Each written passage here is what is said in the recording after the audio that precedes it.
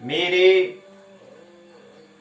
प्रिय मित्रों, आइए स्वाध्याय के 46वीं संस्कृत साहित्य के चतुर्थ संगणक प्रौद्योगिकी के छठी पाठशाला में आइए प्रवेश करें। जैसा कि आप जानते हैं कि हम यहाँ पर उत्तराखंड मुक्त विश्वविद्यालय के पाठ्यक्रम के तहत यहाँ पर पाठशाला पाठों पर चर्चा कर रहे हैं। 28 अक्टूबर 2020 भूमंच ज्योतिष पाठशाला स्वाध्याय दिवस 46 संस्कृत साहित्य का चौथा दिन और यहाँ पर जो संगणक प्रौद्योगिकी है उसका क्या है, छठवां दिन है।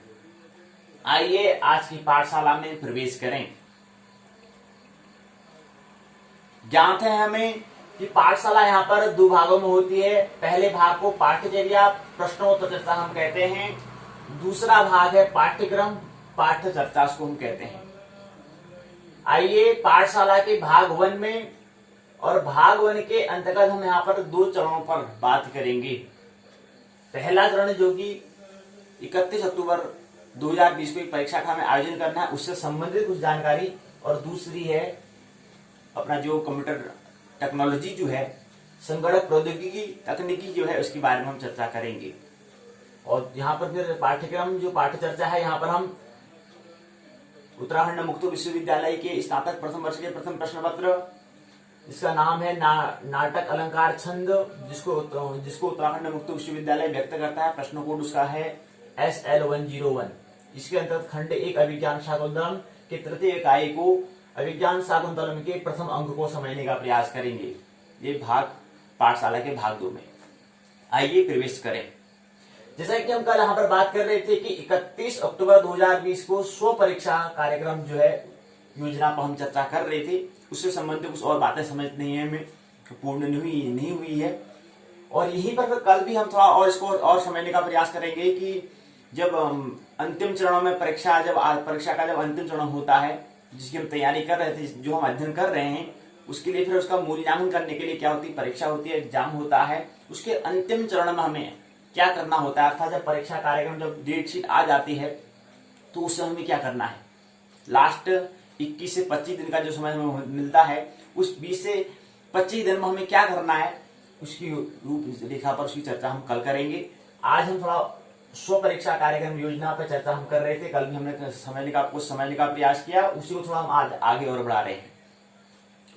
तो कल हमने बात कर ली थी कि यूए की योजना क्या है। परीक्षा की अवधि 2 घंटे की होती है, कुल प्रश्न पत्र 6 होते हैं, 2 परीक्षा शुरू होती है, मतलब जो एक लिखित परीक्षा होती है, एक सत्र कार्य होता है। सत्र कार्य तो हमें वहां पर परीक्षा में हमें नहीं करना होता, हमें घर में ही करना होता है। हमने कल समझने का प्रयास किया है। लिखित जो हमें घर में सत्र कार्य जो होता है, असाइनमेंट होता है, वो घर करना होता है, घर में करके हमें बाद में हमें जमा करना होता है। लेकिन परीक्षा जो है, जो लिखित मौखिक परीक्षा है, वो हमें क्या करना पड़ता है, विद्यालय कॉलेज में महाविद्यालय में हमें जाना होता है, वहां पर हमें देना होता है, परीक्षा भवन में परीक्षा वहां देनी होती है। वो जो है कितने अंक का है, 80 अंक का है।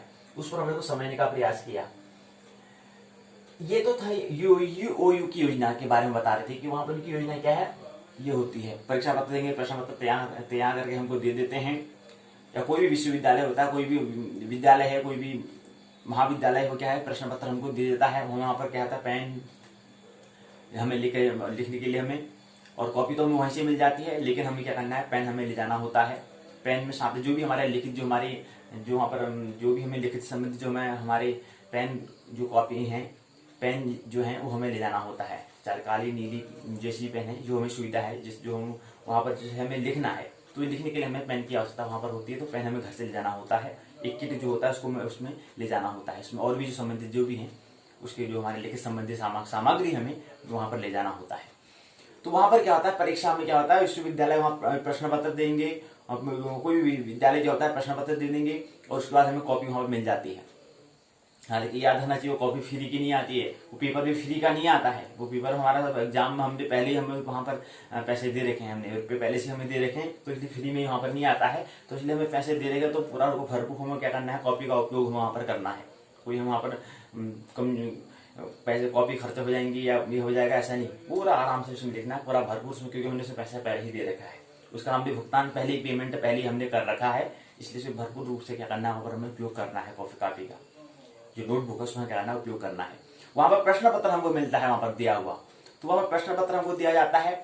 लेकिन यहाँ पर थोड़ा क्या है, थोड़ा ये घर में ही हम इसकी तैयारी कर रहे हैं, तो हमें परीक्षा भवन में नहीं जाना है। लेकिन हमारा थोड़ा यहाँ पर जो हमारा मुख्य जो परीक्षा जो विश्वविद्यालय जो कराता है उसके तहत यहाँ पर नहीं होगा। यहाँ पर जो हमारा स्व योजना, हम स्वयं की योजना के हिसाब से जो परीक्षा का आयोजन कर रहे हैं उसमें थोड़ा अंतर होगा। अंतर क्या है, मुख्य अंतर यही है कि वहां पर क्या होता है, आपको प्रश्न पत्र दिया जाएगा, वहां पर आपको यहाँ से घर से जाना पड़ता है और आपको कॉपी मिलेगी। लेकिन यहाँ पर आपको कॉपी नहीं दी जाएगी, यहाँ पर आपको दिया जाएगा श्याम पट, व्हाइट पट दिया जाएगा, आपको सफेद पट आपको दिया जाएगा, जो ये है, इसी में आपको क्या करने हैं, प्रश्न के उत्तर आपको देने हैं।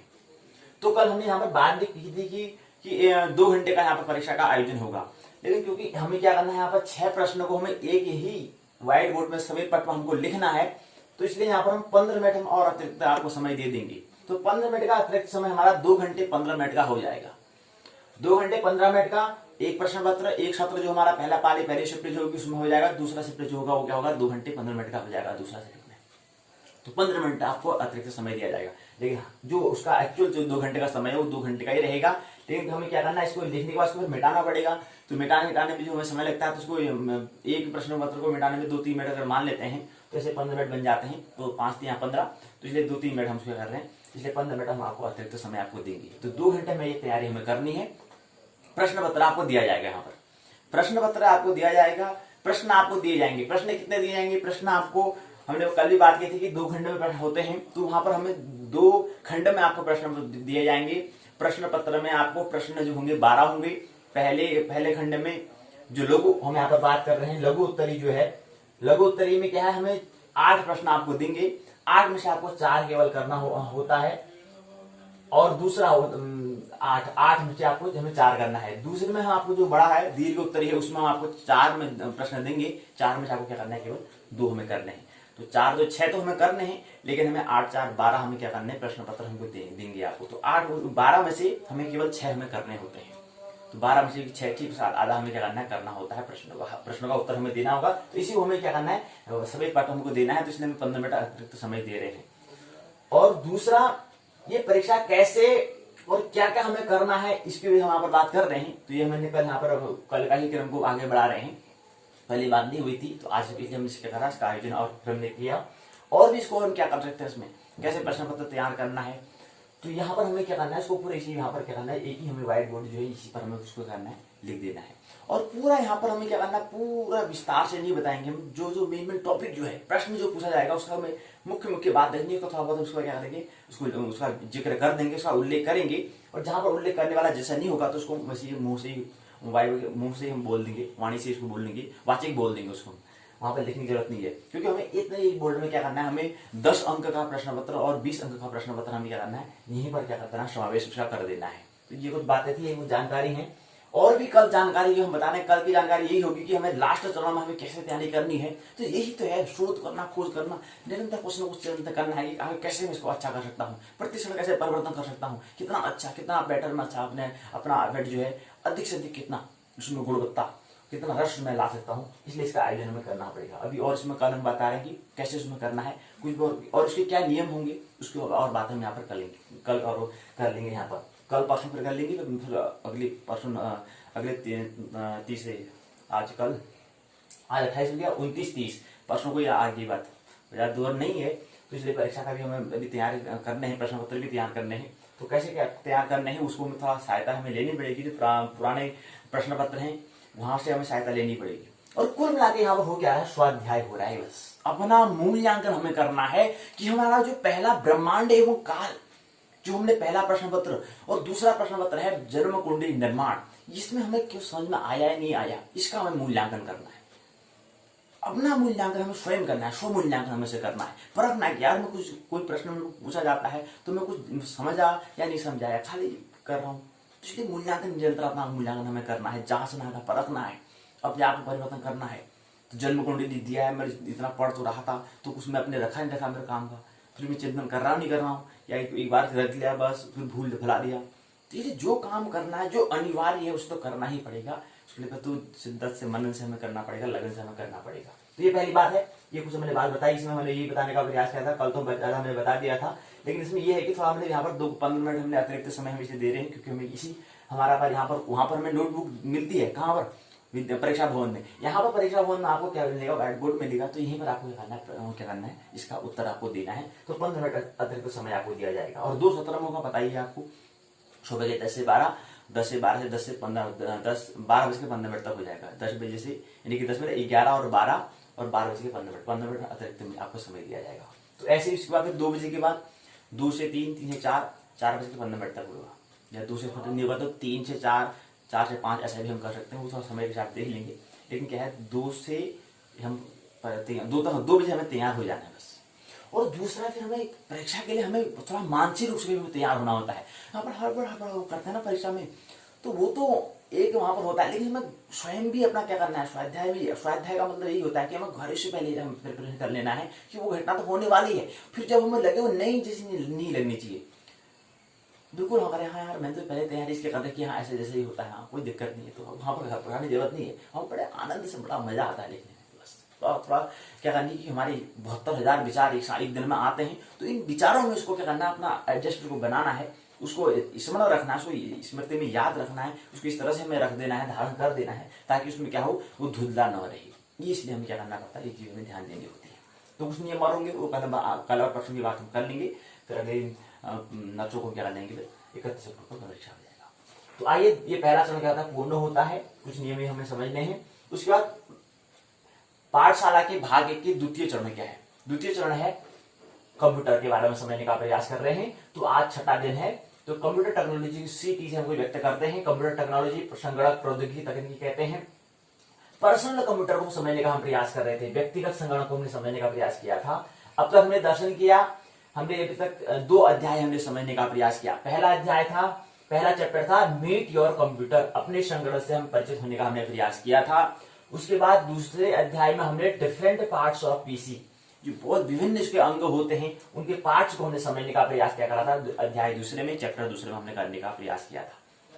व्यक्तिगत संगणक के विभिन्न अंग और उसके भाग क्या है, ये समझने का प्रयास किया। आज हम अध्याय 3 to know more about PC, व्यक्तिगत संगणक के बारे में अधिक जानने का प्रयास आज की हम पाठशाला के भाग 1 में करेंगे। अध्याय 3 को समझने का प्रयास करेंगे। लेकिन उससे पहले यहाँ पर कुछ जो उससे कल हमने जो बात की थी उससे संबंधित कुछ प्रश्न यहाँ पर है। उसको टेस्ट योर नॉलेज, अपना टेस्ट करना, अपने आप को परखना महत्वपूर्ण है। तो इसलिए यहाँ पर क्या है, टेस्ट योर नॉलेज, अपने ज्ञान को हमें परखना है। उसके लिए यहाँ पर कुछ प्रश्न है। एक प्रश्न पूछा कि डॉट मैट्रिक्स प्रिंटर के बारे में निम्नलिखित में से कौन सा कथन सत्य है।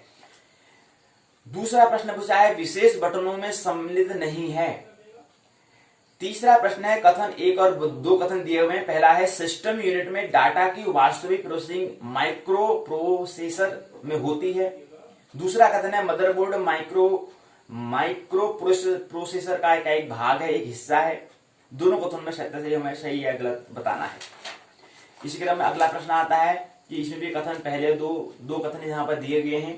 पहला है सिस्टम यूनिट में मोडेम आंतरिक या बाहरी होता है या हो सकता है।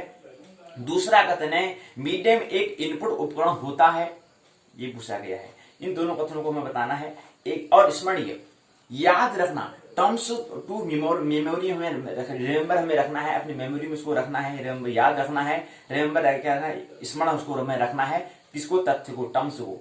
तो पहला 5 टर्म्स इसमें दिए गए हैं, 5 तथ्य हमको दिए गए हैं। तो 5 टर्म्स कौन कौन से हैं। पहला तथ्य है, और तथ्य क्या है, ये कोई विचार नहीं है, ये क्या है, तथ्य है। तथ्य और विचार में अंतर होता है। तो टर्म्स क्या है, टर्म्स को समझने का प्रयास करें। इसमें 5 टर्म्स दिए हुए हैं जो कल की हमने पाठशाला की थी, जिसमें व्यक्तिगत संगणक के विभिन्न अंगों को समझने का प्रयास किया था। डिफरेंट पार्ट्स ऑफ PC जो हमने अध्याय दूसरे में समझने का प्रयास किया था, उससे संबंधित 5 टर्म्स हैं, 5 तथ्य हैं। पहला तथ्य है ऐसे उपकरण जो कंप्यूटर को डाटा और निर्देश उपलब्ध कराते हैं उसको क्या कहते हैं। चिंटू, कहां चिंटू, दिखाई दे रहा क्लास में आज नहीं है, कहां है, अरे यहां बैठा है। क्राउड चलो कल तो मैंने कहा था कि सबसे लास्ट में बैठेगा तो सबसे कोने में बैठ गया यार, तेरी भी महिमा निराली है यार। चल ठीक है, तो इनपुट किसे कहते हैं बताओ, चिंटू बताओ इनपुट किसे कहते हैं। कल हमने पढ़ा था, कल हमने अध्याय दूसरे में देखा था डिफरेंट पार्ट्स ऑफ पीसी, व्यक्तिगत संगणक के विभिन्न अंग को बताओ। तो उसमें आप चिंटू बताओ किसे कहते हैं इनपुट। इनपुट डिवाइसेस किसे कहते हैं, आंतरिक उपकरण किसे कहते हैं। तो चिंटू बताएगा, चिंटू कहता है कि ऐसे उपकरण, ऐसे यंत्र जो कंप्यूटर को डाटा और निर्देशन उपलब्ध कराते हैं उनको हम इनपुट डिवाइसेस कहते हैं।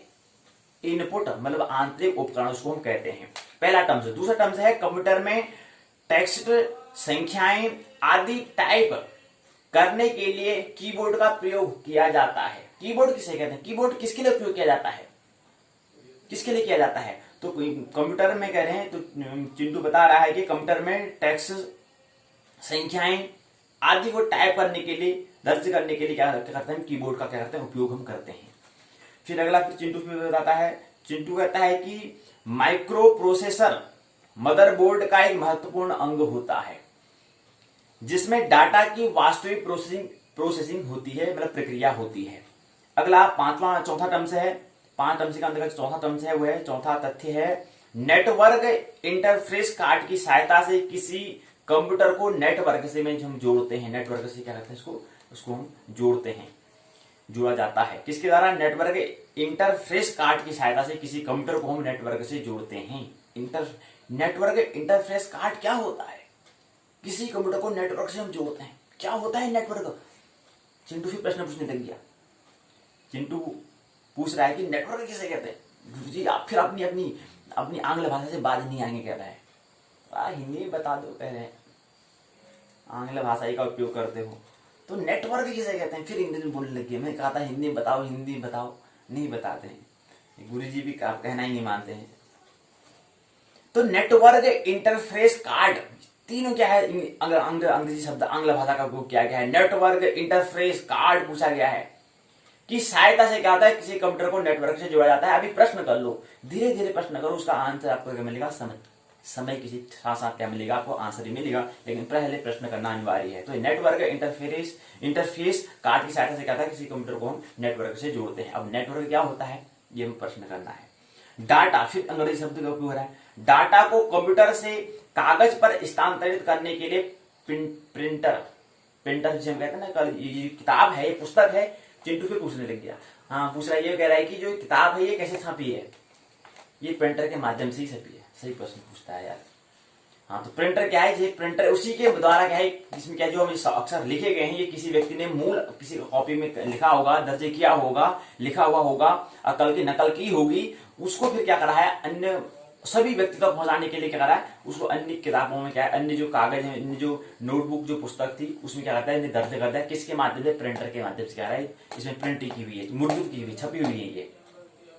तो डाटा को कंप्यूटर से कागज पर स्थानांतरित करने के लिए हमें क्या होती है, प्रिंटर की आवश्यकता होती है। ये 5 जो टर्म्स हैं, तथ्य हैं, ये कल की जो हमारे कल का जो अध्याय था उसको समझने का प्रयास किया। आज का अध्याय to know more about PC, और भी हमें पीसी जो है, पर्सनल कंप्यूटर जो है, व्यक्तिगत जो कंप्यूटर है, उसको और हमें समझना है। आज क्या समझेंगे, आज के बारे में हम समझने का प्रयास करेंगे संग्रहता, स्टोरेज के बारे में। स्टोरेज कितनी जगह उसमें भर सकते हैं, संग्रह कर सकते हैं उसमें। तो ये हमने पहले उससे पहले हमें ये समझना महत्वपूर्ण है कि हमारे पास लैपटॉप तो है। चिंटू कह रहा था लैपटॉप के बारे में और बताओ क्या जैसा होता है, ये क्या है, प्रोडक्ट है, एक क्या है, यंत्र है, उपकरण है। इस उपकरण का हमें अपने जीवन में, ये हमारे लिए क्या इसकी भूमिका है, इसके बारे में हम समझने का प्रयास कर रहे हैं। तो इसमें क्या है, पूरा देखें इसको, इतने खांचे से में दिए हुए हैं, इसमें क्या क्या लगेगा। चिंटू बोलता है काय के लिए दे देगा मेरे, इसमें क्या डालते हैं, क्या पूछ रहा है वो। अरे इसमें यार तार डालते हैं, तार लीड डालते हैं। अच्छा, ये बहुत सारे खाने, ये खाने, ये भी यहाँ पर कुछ लगता है, यहाँ पर भी कुछ लगता है, यहाँ पर भी कुछ लगेगा, यहाँ पर भी कुछ लगेगा, यहाँ पर भी कुछ लगेगा, यहाँ पर भी कुछ लगेगा। यानी क्या क्या इसमें दे रखा है इसमें ये। अच्छा यहाँ भी कुछ लगता है, अच्छा खुलता कैसे है, अरे नीचे गिरा दे खुल जाएगा, बस खोलना ही तो है, नीचे गिरा दो बस खुल जाएगा। खुलने से मतलब क्या, फूटे हुए फाटे से क्या करना है, नीचे गिरा तो खुल जाएगा, खुलना तो है ना चिंटू। हाँ गुरुजी ठीक ही करो आप भी। तो ये इसी क्या है कि बाहर में देखें कि हमें कहाँ पर किसी कौन से भाग को क्या कहते हैं, कहाँ पर क्या लगता है, यहाँ पर जो खांचे दिए हुए हैं कुछ यहाँ पर कुछ न कुछ लगते हैं, ये क्या लगेंगे, इसको हम समझने का प्रयास करेंगे। ये दिया हुआ है, इसके अंदर से क्या होता है, कैसे इसको खोलते हैं, ऑन ऑफ कैसे करते हैं, कैसे इसको खोलते हैं, ये भी हमें आना चाहिए। यहाँ पर भी कुछ कैमरा दिख रहा है, ये यहाँ पर ऑन ऑफ का बटन दिया हुआ है। इतने सारे बटन पर बात हमने की थी, ये यहाँ पर 2 बटन दिए हुए हैं। ये क्या है, लैपटॉप में दिख रहे हैं, ठीक है। ये चीज हमें समझनी है क्योंकि आज हम इसके अंदर जो है, इसके अंदर जो है स्मृति को देखने का हम प्रयास करेंगे। इसके अंदर कितनी हम जगह है, वो स्टोरेज को, वो संग्रह को हम देखने का प्रयास करेंगे। जो क्या है अंदर हमें दिख नहीं रही है, इसकी मेमोरी, इसकी याददाश्त कितनी हो सकती है, कितनी इसमें भर सकते हैं। जैसे एक कमरा होता है, कमरे में कितने वस्तु को हम रख सकते हैं, ये उसकी जगह पर निर्भर करेगा। वो कितने, इसमें क्या है, कितना उसमें जगह है, उस हिसाब से क्या करेंगे उसमें वस्तु भर, उसमें क्या करेंगे पदार्थ या कोई भी उपकरण, कोई वस्तु हम रख सकते हैं, कोई चीज को हम रख सकते हैं। तो जैसे यहाँ पर कमरा है, ये भवन है, यहाँ पर कितने हमारे डेस्क मेज होंगे, कितने कुर्सियां आ सकते हैं, ये हम उसके कमरे के जगह के हिसाब से हम देखते हैं, उसकी रिक्त स्थान के हिसाब से क्या करते हैं देखते हैं। तो ऐसे ही कंप्यूटर के अंदर भी क्या होता है, कोई स्टोरेज जो संग्रह होता है, उसकी जगह जो होती है, उस जगह को देखने का हम प्रयास करेंगे। तो पहला आता है स्टोरेज के अंतर्गत, संग्रहता के अंतर्गत क्या है उसको समझने का प्रयास। उसके बाद कंप्यूटर डाटा क्या होता है उसको समझने का प्रयास करेंगे। और स्टोरेज जो है बाह्य और अंतस्थ 2 होते हैं, एक बाह्य और अंतस्थ। और अंतस्थ के अंदर 2 बातें आती हैं, एक आता है रैम, एक आता है रोम। रैम किसे कहते हैं, रोम किसे कहते हैं, ये आप समझ में आपको आना चाहिए। रैम का मतलब होता है रैंडम एक्सेस मेमोरी होता है। अभी रैंडम क्या होता है, एक्सेस मेमोरी, ये सब आंग्ल भाषा का प्रयोग कर रहे हैं। क्या होता है रैंडम एक्सेस मेमोरी, बोलने से कहने से कोई मतलब नहीं होता, जब तक वो अपनी भाषा में समझ में नहीं आए तब तक प्रश्न करना है। चिंटू ठीक प्रश्न पूछता फिर पूछता है प्रश्न इसलिए क्या कहता है कि रैंडम एक्सेस मेमोरी, इसका हिंदी में बताओ। अब गुरुजी को खुद नहीं पता है, कहाँ से बताएंगे, गुरुजी तो ऐसे ही पढ़ लिया बस बन गया थे, उनको कैसे लगा था कि कैसे नौकरी मिल जाए, जॉब मिल जाए, ऐसा था। अब यहाँ पर चिंटू जैसे व्यक्ति आ जाएंगे, उनको कोई ख्याल ही नहीं था कि चिंटू जैसा व्यक्ति भी जो आएगा वो प्रश्न पूछ देगा तो मैं कहीं बड़ी दिक्कत में पड़ जाऊंगा। अब उनको नहीं आता तो चिंटू सुनना पड़ेगा। तो इसलिए क्या है, ये रैंडम एक्सेस मेमोरी हिंदी में क्या होता है, चिंटू पूछता है। अब गुरुजी को नहीं आता है तो क्या करेगा चिंटू, क्या करेगा, गुरुजी को कुछ भी नहीं आता है, ये तो कहेगा गुरुजी को कुछ नहीं आता, कहेगा खाली स्मृति भरी, खाली जानकारी देते हैं, कहेंगे खाली इंफॉर्मेशन सूचना देते हैं, कहेगा चिंटू। यही तो कह सकता चिंटू, क्योंकि उसका प्रश्न जो पूछा है उसका उत्तर उसको नहीं दे पा रहे हैं गुरुजी, क्योंकि उसका उत्तर उनके पास पहले से प्रश्न उनके पास है ही नहीं, उन्होंने उसका प्रश्न ढूंढा ही नहीं है, वैसे ही बोल दे रहे हैं रैंडम एक्सेस मेमोरी होता है। ये एक होता है रैम, एक होता है रोम। रोम का मतलब होता है रीड ओनली मेमोरी। रीड केवल हमें क्या करना है, उसको रीड करने के लिए कुछ हमें मेमोरी स्मृति होती है, इसको हमें समझने का प्रयास यहाँ पर हम संग्रहता स्टोरेज के अंतस है, जो इनर जो उसका जो 2 होते हैं ना, एक बाह्य एक आंतरिक। तो आंतरिक अंदर क्या था, रैम और रोम 2 बातें आती हैं। तो कहते हैं कि किसी का रैम जो है, किसी की रीड ओनली मेमोरी और किसी की रैंडम एक्सेस मेमोरी पर क्या आता है, निर्भर होता है कि रैम कितना है। आपका फोन होता है, कभी जिक्र करते हैं रैम रोम, देखते हैं क्या होता है रैम रोम, इसकी रैम रोम मतलब उसके अंदर कुछ संग्रह के बारे में बात कर रहे हैं, उसमें क्या क्या दाद कितना, इसमें क्या कहते हैं, क्या क्या इसमें भर सकते हैं। जैसे कमरा है तो कमरे में क्या कितना हम सामान डाल सकते हैं कमरे के अंदर। ऐसे ही हमारे क्या था, ये उपकरण जो दिया है, कंप्यूटर हो चाहे फोन हो या कोई भी हो, चाहे जलवाणी क्यों ना हो, चाहे संगणक क्यों ना हो, या कोई भी यंत्र हो, कोई भी उपकरण हो, उसके अंदर क्या होती है, कोई भी डिवाइस हो उसके अंदर क्या होता है, जगह उसकी होती है, कितना चीज में भर सकते हैं। तो ऐसे ही यहाँ पर बता रहे हैं। तो इसलिए जगह भरने के लिए हमें 2 चीज देखते हैं, रैम और रोम को हम देखते हैं। तो आज प्रश्न करें कि रैम क्या होता है, रोम क्या होता है। आज तो हम रैम रोम बोल रहे थे, क्या होता है प्रश्न करो, उसका चिंतन करो, मनन करो, यही तो है।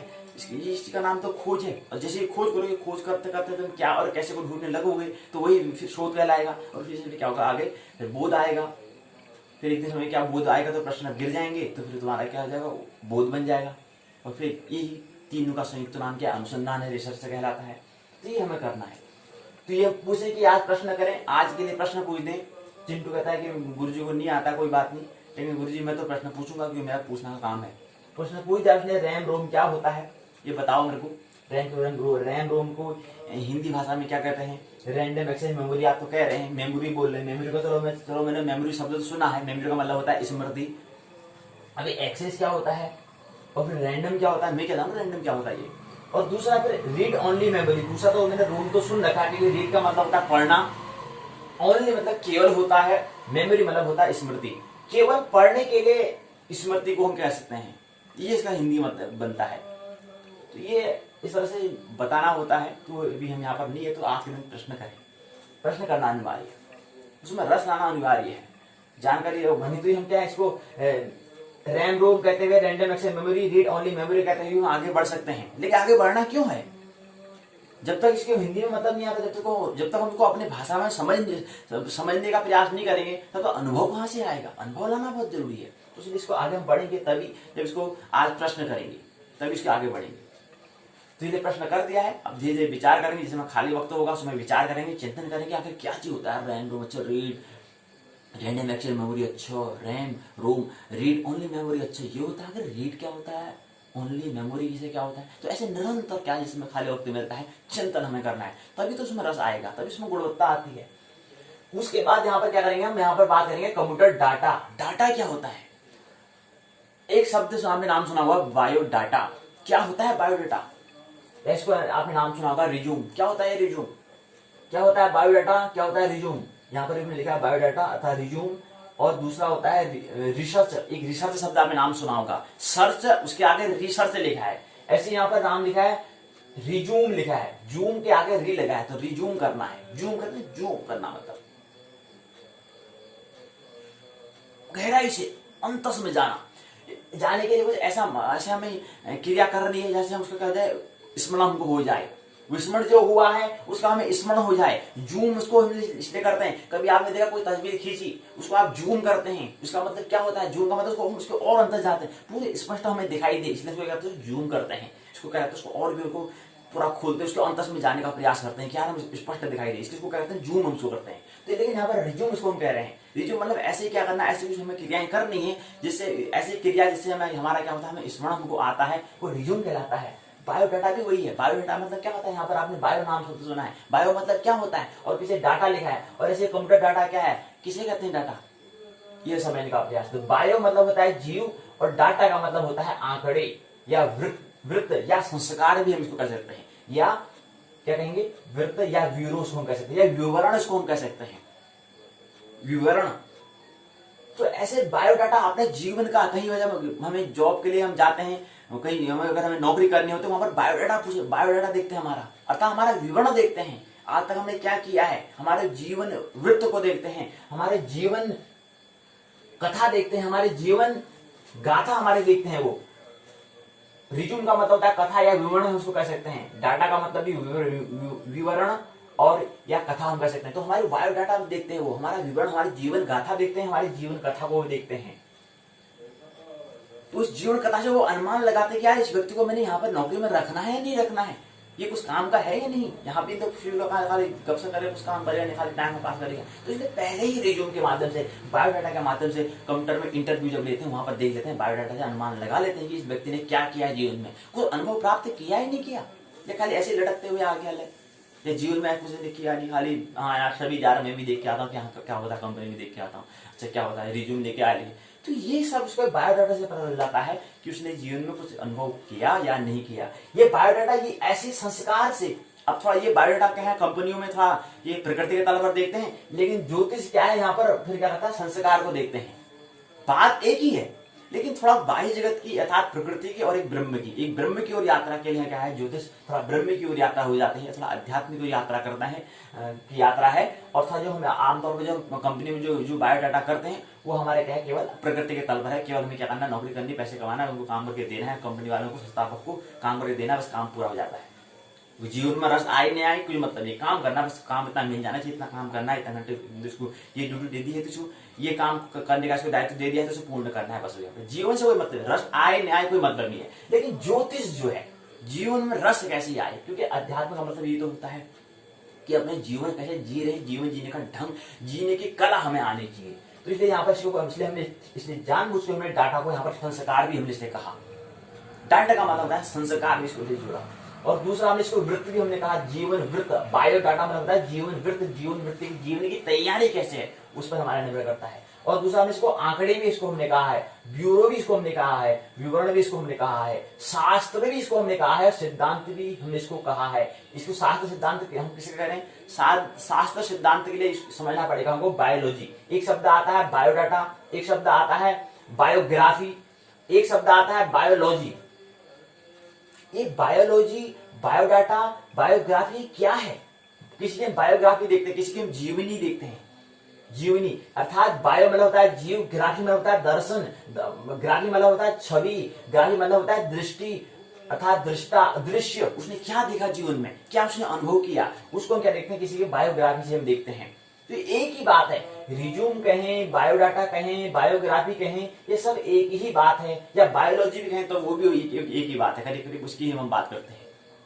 ये क्या है? पूरे उसके जीवन की, इसको जीवन दृष्टि देख रहे हैं कि उसका एटीट्यूड कैसा है, उसकी मनोदृष्टि कैसी है, ये पूरा उसका मतलब हम बात करते हैं जीव की, जहाँ पर क्या हो, जीवन का जहाँ पर जीव व्यक्ति को जहाँ पर हम देख रहे हो, जिसके यहाँ पर ग्राफी दर्शन, यहाँ पर दृष्टि छवि जिसको हम देख रहे हो, जीवन का वृत्त कैसा है, कैसा उसको क्या अनुभव किया हुआ है या नहीं किया है, ऐसी जहां पर हम जांच परख करते हैं वो सब क्या कहलाता है? बायोग्राफी कहलाता है, बायोलॉजी कहलाता है। बायो का मतलब होता है, बायो का मतलब होता है जीव, लॉजी का मतलब होता है लॉजिक, मतलब नाम सुना होगा, लॉजिकल होना चाहिए। कुछ आपका लॉजिक ऐसा कोई आपका हुनर होता है, प्रत्येक व्यक्ति के पास, प्रत्येक जीव के पास कुछ न कुछ लॉजिक होता है, कुछ न कुछ लॉजिक होती है, कुछ न कुछ हुनर होता है, कुछ न कुछ कौशल होता है। तो ऐसे ही बायोलॉजी में जीव में जो लॉजी अर्थात जो लॉजिकल जो हो, जो क्या हो तथ्यगत जो हो, जो क्या हो प्रमाणिक जो हो, ऑथेंटिक जो हो, उसको हम लॉजी कहते हैं। इसलिए इसका नाम बायोलॉजी हमने कहा, बायो मतलब जी हो गया। इसलिए ऐसे ऑथेंटिक, ऐसे प्रमाणिक की जहां पर बात की जाती है, तथ्यगत जहां पर बात की जाती है, उसको हम कहते हैं विज्ञान। इसलिए इसका नाम होने दिया जीव विज्ञान। ऐसे ही जीव विज्ञान नहीं कहा है उसको पहले थोड़ा। बायो मतलब होता है जीव, लॉजी मतलब होता है लॉजिकल जो हो, जो प्रमाणिक हो, जो तथ्यगत हो, जो ऑथेंटिक हो, उसको हम कहते हैं लॉजी कहते हैं। और लॉजिकल से, लॉजी से क्या बना है? बायोलॉजी शब्द, लॉजी शब्द बना है, इसलिए इसको विज्ञान से पीछे जोड़ दिया, इसलिए जीव विज्ञान इसको हमने कहा। ये हमें समझना आना चाहिए। एक शब्द आता है चार्ज, एक होता है रिचार्ज। ये प्रश्न पूछे हम चार्ज तो कहते हैं, चार्ज शब्द भी आंग्ल भाषा का शब्द है। रिचार्ज का मतलब भी क्या होता है, कुछ पता है? चार्ज करना और रिचार्ज करना, चार्ज मतलब और रिचार्ज करना। चार्ज जब हम विश्राम करते हैं, रात को निद्रा नींद निकालते हैं, तो हमारे उसमें बॉडी क्या होती है? चार्ज हो रही थी, मतलब क्या होती है? उसमें हमारी बॉडी रिलैक्स कर रही होती है ताकि अगले दिन हम कार्य कर पाए। तो चार्ज का मतलब बॉडी क्या कर रही होगी? आराम कर रही होगी, विश्राम कर रही होगी। तो इसलिए जीवन में विश्राम भी बहुत आवश्यकता है, अनिवार्य है। और दूसरे को कहते हैं हमारा चार्ज, जब चार्ज मतलब होता है आवेश, आवेश और रिचार्ज मतलब फिर उसको, उस आवेश को पुनः क्या करना? भरना, वो क्या कहता है? रिचार्ज कहलाता है। फोन में रिचार्ज कहते हैं। फोन में अभी यहाँ पे जिक्र आता है कि यार हमारा प्रतिदिन बायोडाटा कितना मिलता है? 2 GB का डाटा मिलता है। ये क्या है 2 GB, 2.5 GB, 1.5 GB? ये क्या है? प्रतिदिन हम डाटा को उपयोग करते हैं। डाटा आखिर है क्या चीज है ये? इसका तो उपयोग तो हम भरपूर कर रहे हैं, कहते हैं मेरा डाटा खत्म हो गया, मेरे पास तो डाटा ही, मेरे पास तो नेट ही नहीं है, ऐसा कहते हैं, इंटरनेट ही नहीं है मेरे पास। आखिर है क्या? प्रश्न किया कभी? जिसे अनुसंधान करना है, प्रश्न निरंतर करना चाहिए, तभी जाके क्या होगा, उसमें खोज होती है। तो यहाँ पर बायोडाटा हम 2 GB बोल रहे हैं, जीबी क्या होता है? कई प्रश्न किया अभी तक आपने इतने दिन से आप फोन का उपयोग कर रहे हैं, स्मार्टफोन का उपयोग कर रहे हैं आप, तो प्रश्न पूछा जीबी का मतलब क्या होता है, ये केबी क्या होती है, जीबी क्या होती है? कोई प्रश्न किया तो ही ये बैठक, आगे आने वाली जो बैठक है, कंप्यूटर की जो पाठशाला हो, वो आपके लिए सार्थक होगी, नहीं तो कोई सार्थकता इसमें नहीं आएगी, क्योंकि आपने भी प्रश्न ही नहीं किया है। और किसी व्यक्ति को जब प्यास नहीं है, जब प्यास ही नहीं लगे, तो पानी पिलाने से क्या फायदा? तो इसलिए महत्वपूर्ण होती है जिज्ञासा, लगन, बड़े प्यास होनी चाहिए कि हाँ यार मैंने प्रश्न, आपने प्रश्न, वो इसी का नाम है प्रश्न। प्रश्न मतलब होता है कि आपको जरूरत होनी चाहिए, नीड होनी चाहिए, तब जाके आपकी जो पाठशाला है ये समझ में आएगी। तो यहाँ पर जीबी जो हम बात कर रहे हैं, जीबी का मतलब क्या होता है, केबी का मतलब क्या होता है, एमबी का मतलब क्या होता है, ये सब क्या है? आज की पाठशाला हम यहाँ पर व्यक्तिगत संग्रह के बारे में अधिक जानने का प्रयास कर रहे हैं, संग्रहता के बारे में, स्टोरेज के बारे में समझने का प्रयास करेंगे। तो यहाँ से कुछ हमारे प्रश्न के उत्तर हमें मिलेंगे। अगर प्रश्न किए होंगे तो भी उसके आंसर मिलेंगे। अगर प्रश्न हमने नहीं किया है तो आज से प्रश्न करना शुरू करें कि यार मैं जीबी तो कह रहा हूँ, केबी तो कह रहा हूँ, एमबी तो कह रहा हूँ, कि आखिर होता क्या चीज है, क्या चीज है ऐसी, ये हमें प्रश्न करना है। और बाकी हम चार्ज तो कह रहा हूँ, मेरा फोन में चार्ज खत्म हो गया, रिचार्ज करो उसको। क्या होता है चार्ज? चार्ज अंग्रेजी भाषा शब्द है, हिंदी में किसे क्या कहते हैं इसको? क्योंकि अगर हिंदी वाला है तो हिंदी में प्रश्न करो, अंग्रेजी वाले हैं तो उनके लिए ठीक हो जाएगा। ये बात देखो, भाषा का बहुत बड़ा प्रभाव पड़ता है, ये हमें स्मरण रहना चाहिए। अगर ये रिचार्ज व्यक्ति जो चार्ज कह रहे हैं, रिचार्ज कह रहे हैं, ये कहाँ का मतलब है, पश्चिम से विज्ञान का यहाँ पर जन्म हुआ है, ये हमें स्मरण रहना चाहिए। और जो भारत के यहाँ से पूर्व जो रहने वाले व्यक्ति उनको थोड़ा दिक्कत आएंगी, क्योंकि यहाँ पर ज्यादा हिंदी भाषा का उपयोग किया जा रहा है और विज्ञान को किस भाषा में, अंग्रेजी भाषा में समझने का प्रयास। और विज्ञान क्या है, अधिकतर अंग्रेजी भाषा में, आंग्ल भाषा में तथा पश्चिम भाषा में है, तो उसको हिंदी में रूपांतर आने के लिए प्रश्न तो करना पड़ेगा जी। जी प्रश्न तो करना पड़ेगा जी। अगर प्रश्न नहीं किया तो हल नहीं होने वाला। तो आप क्या बन जाएंगे, स्मृति को भर लेंगे, रटने वाले हो जाएंगे, केवल काम चलाओ कर अपनी स्मृति को भर रहे होंगे, जिससे हल होने वाला नहीं। धारणा में करना है तो इसलिए प्रश्न करना। तो चार्ज का मतलब होता है आवेश। कहते हैं बड़ा आवेशित, बड़े उत्तेजित वाला, कहते हैं बड़ा आवेश है, इसके बाद बड़ा ताकत है। तो ऐसे ही कुछ मतलब फोन को चलाने के लिए फोन के अंदर कुछ मतलब उसकी खाना की हम बात करते हैं, आवेश की हम बात करते हैं, मतलब कुछ उसमें फोन चले, फोन जो हम जिस उपयोग के लिए फोन लाए हैं उसमें उस चीज की कमी हो जाती है, जिसको हम आवेश हम कहते हैं। आवेश क्या होता है, धन ऋण होता है, बार पढ़ा है हमने। तो आवेश मतलब होता है चार्ज, मतलब होता है आवेश। तो आवेश में क्या मतलब कुछ ऐसी चीज जिससे वो फोन चल रहा है, अगर वो खत्म हो जाएगा तो वो नहीं चलेगा, इसलिए उसको चार्ज कहते हैं। इसलिए जैसे फोन चार्ज खत्म हुआ उसको फिर क्या करते हैं, रिचार्ज करते हैं। या चार्जर खत्म हुआ, जैसे बैटरी में जो हमने चीज डाला था, आखिर होता क्या है, क्या जैसे हमारा कम हो जाता है कि फोन पर चार्ज कर रहे थे, फिर फोन चार्ज में लगा दिया, क्या कम हो गया। अब अगर चार्जर खत्म हो गया फिर फोन हमारा क्यों नहीं चलता है, प्रश्न करो क्यों नहीं चलता होगा यार, क्या जैसा चीज है इसमें, अब क्यों नहीं चल रहा है, अभी तक तो चल रहा था, चार्जर खत्म हो गया, कहते हैं कि चार्जर खत्म हो गया। अच्छा मैं तो अब गुरुजी फिर चिंटू यहाँ पर प्रश्न पूछने लग गया। चिंटू कह रहा है कि गुरुजी आप ये बत्ते बातें तो बता रहे हो, मैं तो चार्जर को ही नहीं समझता चार्जर क्या होता है। जब मेरा फोन, जब मेरे मित्र ने जब फोन लिया, और मैं जब पहले चिंटू कह रहा है कि मैं पहले जब फोन मेरे पास पिछले बर्थडे में मेरे पिताजी ने मेरे को फोन दिया था। अच्छा फोन दिया, जैसे तैसे मैंने फोन चलाना सीखा। एक दिन क्या हुआ कि मैं चलाते चलाते फोन बंद हो गया, ठप हो गया। अब मेरे को तो पता ही नहीं फोन भी ठप हो जाता है, मैं तो मेरे को चार्ज का कुछ बताया नहीं था, मैं चलाया जा रहा सुबह से शाम से चलाया जाया, वो फोन स्विच ऑफ, मतलब फोन बंद हो गया, मतलब उजाला चल ही नहीं, उजाला देख ही नहीं रहा। और तो जब दूसरा दोस्त आया, उसने मेरे देखा, उसने यार अच्छा क्या हो रहा है क्या हो रहा है, तो उसने कहा लाइटिंग जल रही है। वो थोड़ा समझदार व्यक्ति था, वो टेक्नोलॉजी को समझने वाला व्यक्ति था। उसने अनुमान कहा कहीं देखा ये दिलाया तो उसने समझ में नहीं आया, तो उसने कहा यार हाँ यार। फिर उसने चिंटू से पूछता है, मतलब चिंटू का दोस्त कहता है, चिंटू कह रहा है कि हाँ चिंटू यार तू फोन कितने घंटे चलाता है, तू इसको कुछ चार्ज रिचार्ज भी करता नहीं होता है। रिचार्ज मुझे पता ही नहीं, मैं तो चला ही जा रहा था इसको, मुझे पता है चार्ज भी करना होता है इसमें। अबे यार तो कभी तू यार गवाणी का, मतलब पहाड़ का ग्रामीण रह जाएगा। तो यार इसलिए चार्ज करना पड़ता है इसमें यार, तभी तो स्विच ऑफ हो गया। अभी देखो मैं चार्ज करके आता हूँ, तो जब तक मेरे को गुरुजी आप समझ में आता है कि यार ये चीज है, मेरे को तो पता ही नहीं कि इसमें चार्ज रिचार्ज क्या होता है। तो पहले ये चीज, तो चिंटू प्रश्न पूछता है कि चिंटू कहता है कि मेरे को तो फोन के बारे में अभी हाल ही में 1 साल पहले मेरे को जन्मदिन में दिया था, गिफ्ट दिया था मेरे को पिताजी ने, वो उपहार में दिया था, तब मैंने लिया था। मेरे को फोन के बारे में पता ही नहीं, मैं तो गाँव से रहने वाला हूँ, मुझे क्या पता चार्ज क्या होता है, और वो भी अंग्रेजी भाषा में कर रहे हैं। आप चार्ज कह रहे हो, अभी तक आप थोड़ा शब्द समझ में आ रहा है कि अभी आपने आवेश कहा तो थोड़ा समझ में आ रहा है, थोड़ा बहुत समझ, क्योंकि आवेश जो था अपना सुना हुआ शब्द जैसा लगता है।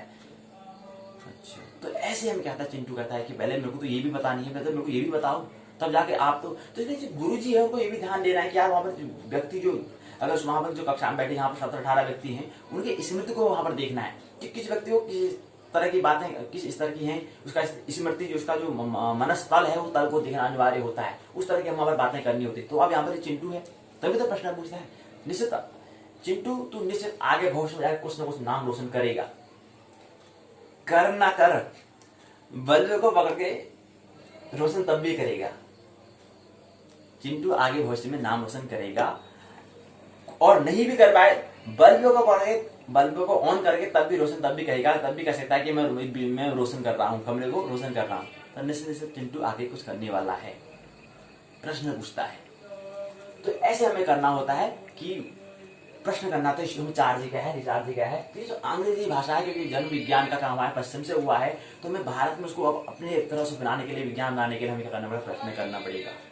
तो अपनी भाषा में लाना, क्योंकि हम अपनी भाषा से उस बात को समझ पाएंगे। कोई अगर ऐसी भाषा का उपयोग करते जो हमने सुना ही नहीं हो, तो वहां से फिर आगे क्या हो, बात समझ में नहीं आएगी, अरे यार क्या कहता पता नहीं, यहाँ से कान से ऊपर जा रहा है यार, समझ में नहीं आ रही बात। तो अपनी भाषा में उसको लाना अनिवार्य होता है।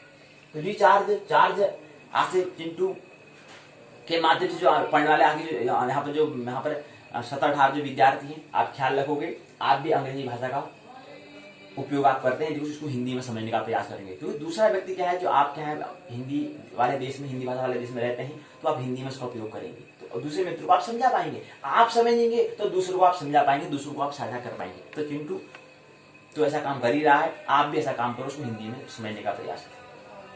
तो ये बात है। तो हमें शास्त्र सिद्धांत इसलिए इसको कहते हैं क्योंकि इसमें लॉजी होता है। बायोलॉजी की हमने बात की थी, इसमें क्या था, लॉजी होता है, शास्त्र और सिद्धांत इसलिए कहते हैं क्योंकि इसमें लॉजिकल था, सिद्धांत तथ्यगत बातें होती हैं। शास्त्र सिद्धांत मतलब होता है लॉजिकल, जो क्या हो प्रमाणिकता हो, ऐसी बात है। और दूसरे में बता रहे थे कि यहाँ पर क्या है, बायोडाटा हम बात कर रहे हैं कि हमें रोज प्रतिदिन क्या मिलता है, 2 GB डाटा मिलता है, इसको समझने का प्रयास करते हैं। और चार्जर रिचार्ज क्या होता है, हम चार्ज करते हैं, रिचार्ज करते हैं, ये क्या चीज होता है। चार्ज, फोन को हम चार्ज करते हैं, इतना आप नाम सुना होगा चिंटू, इतना तो नाम सुना है, फोन में चार्ज करोगे तो इतना तो सुना ही है ना।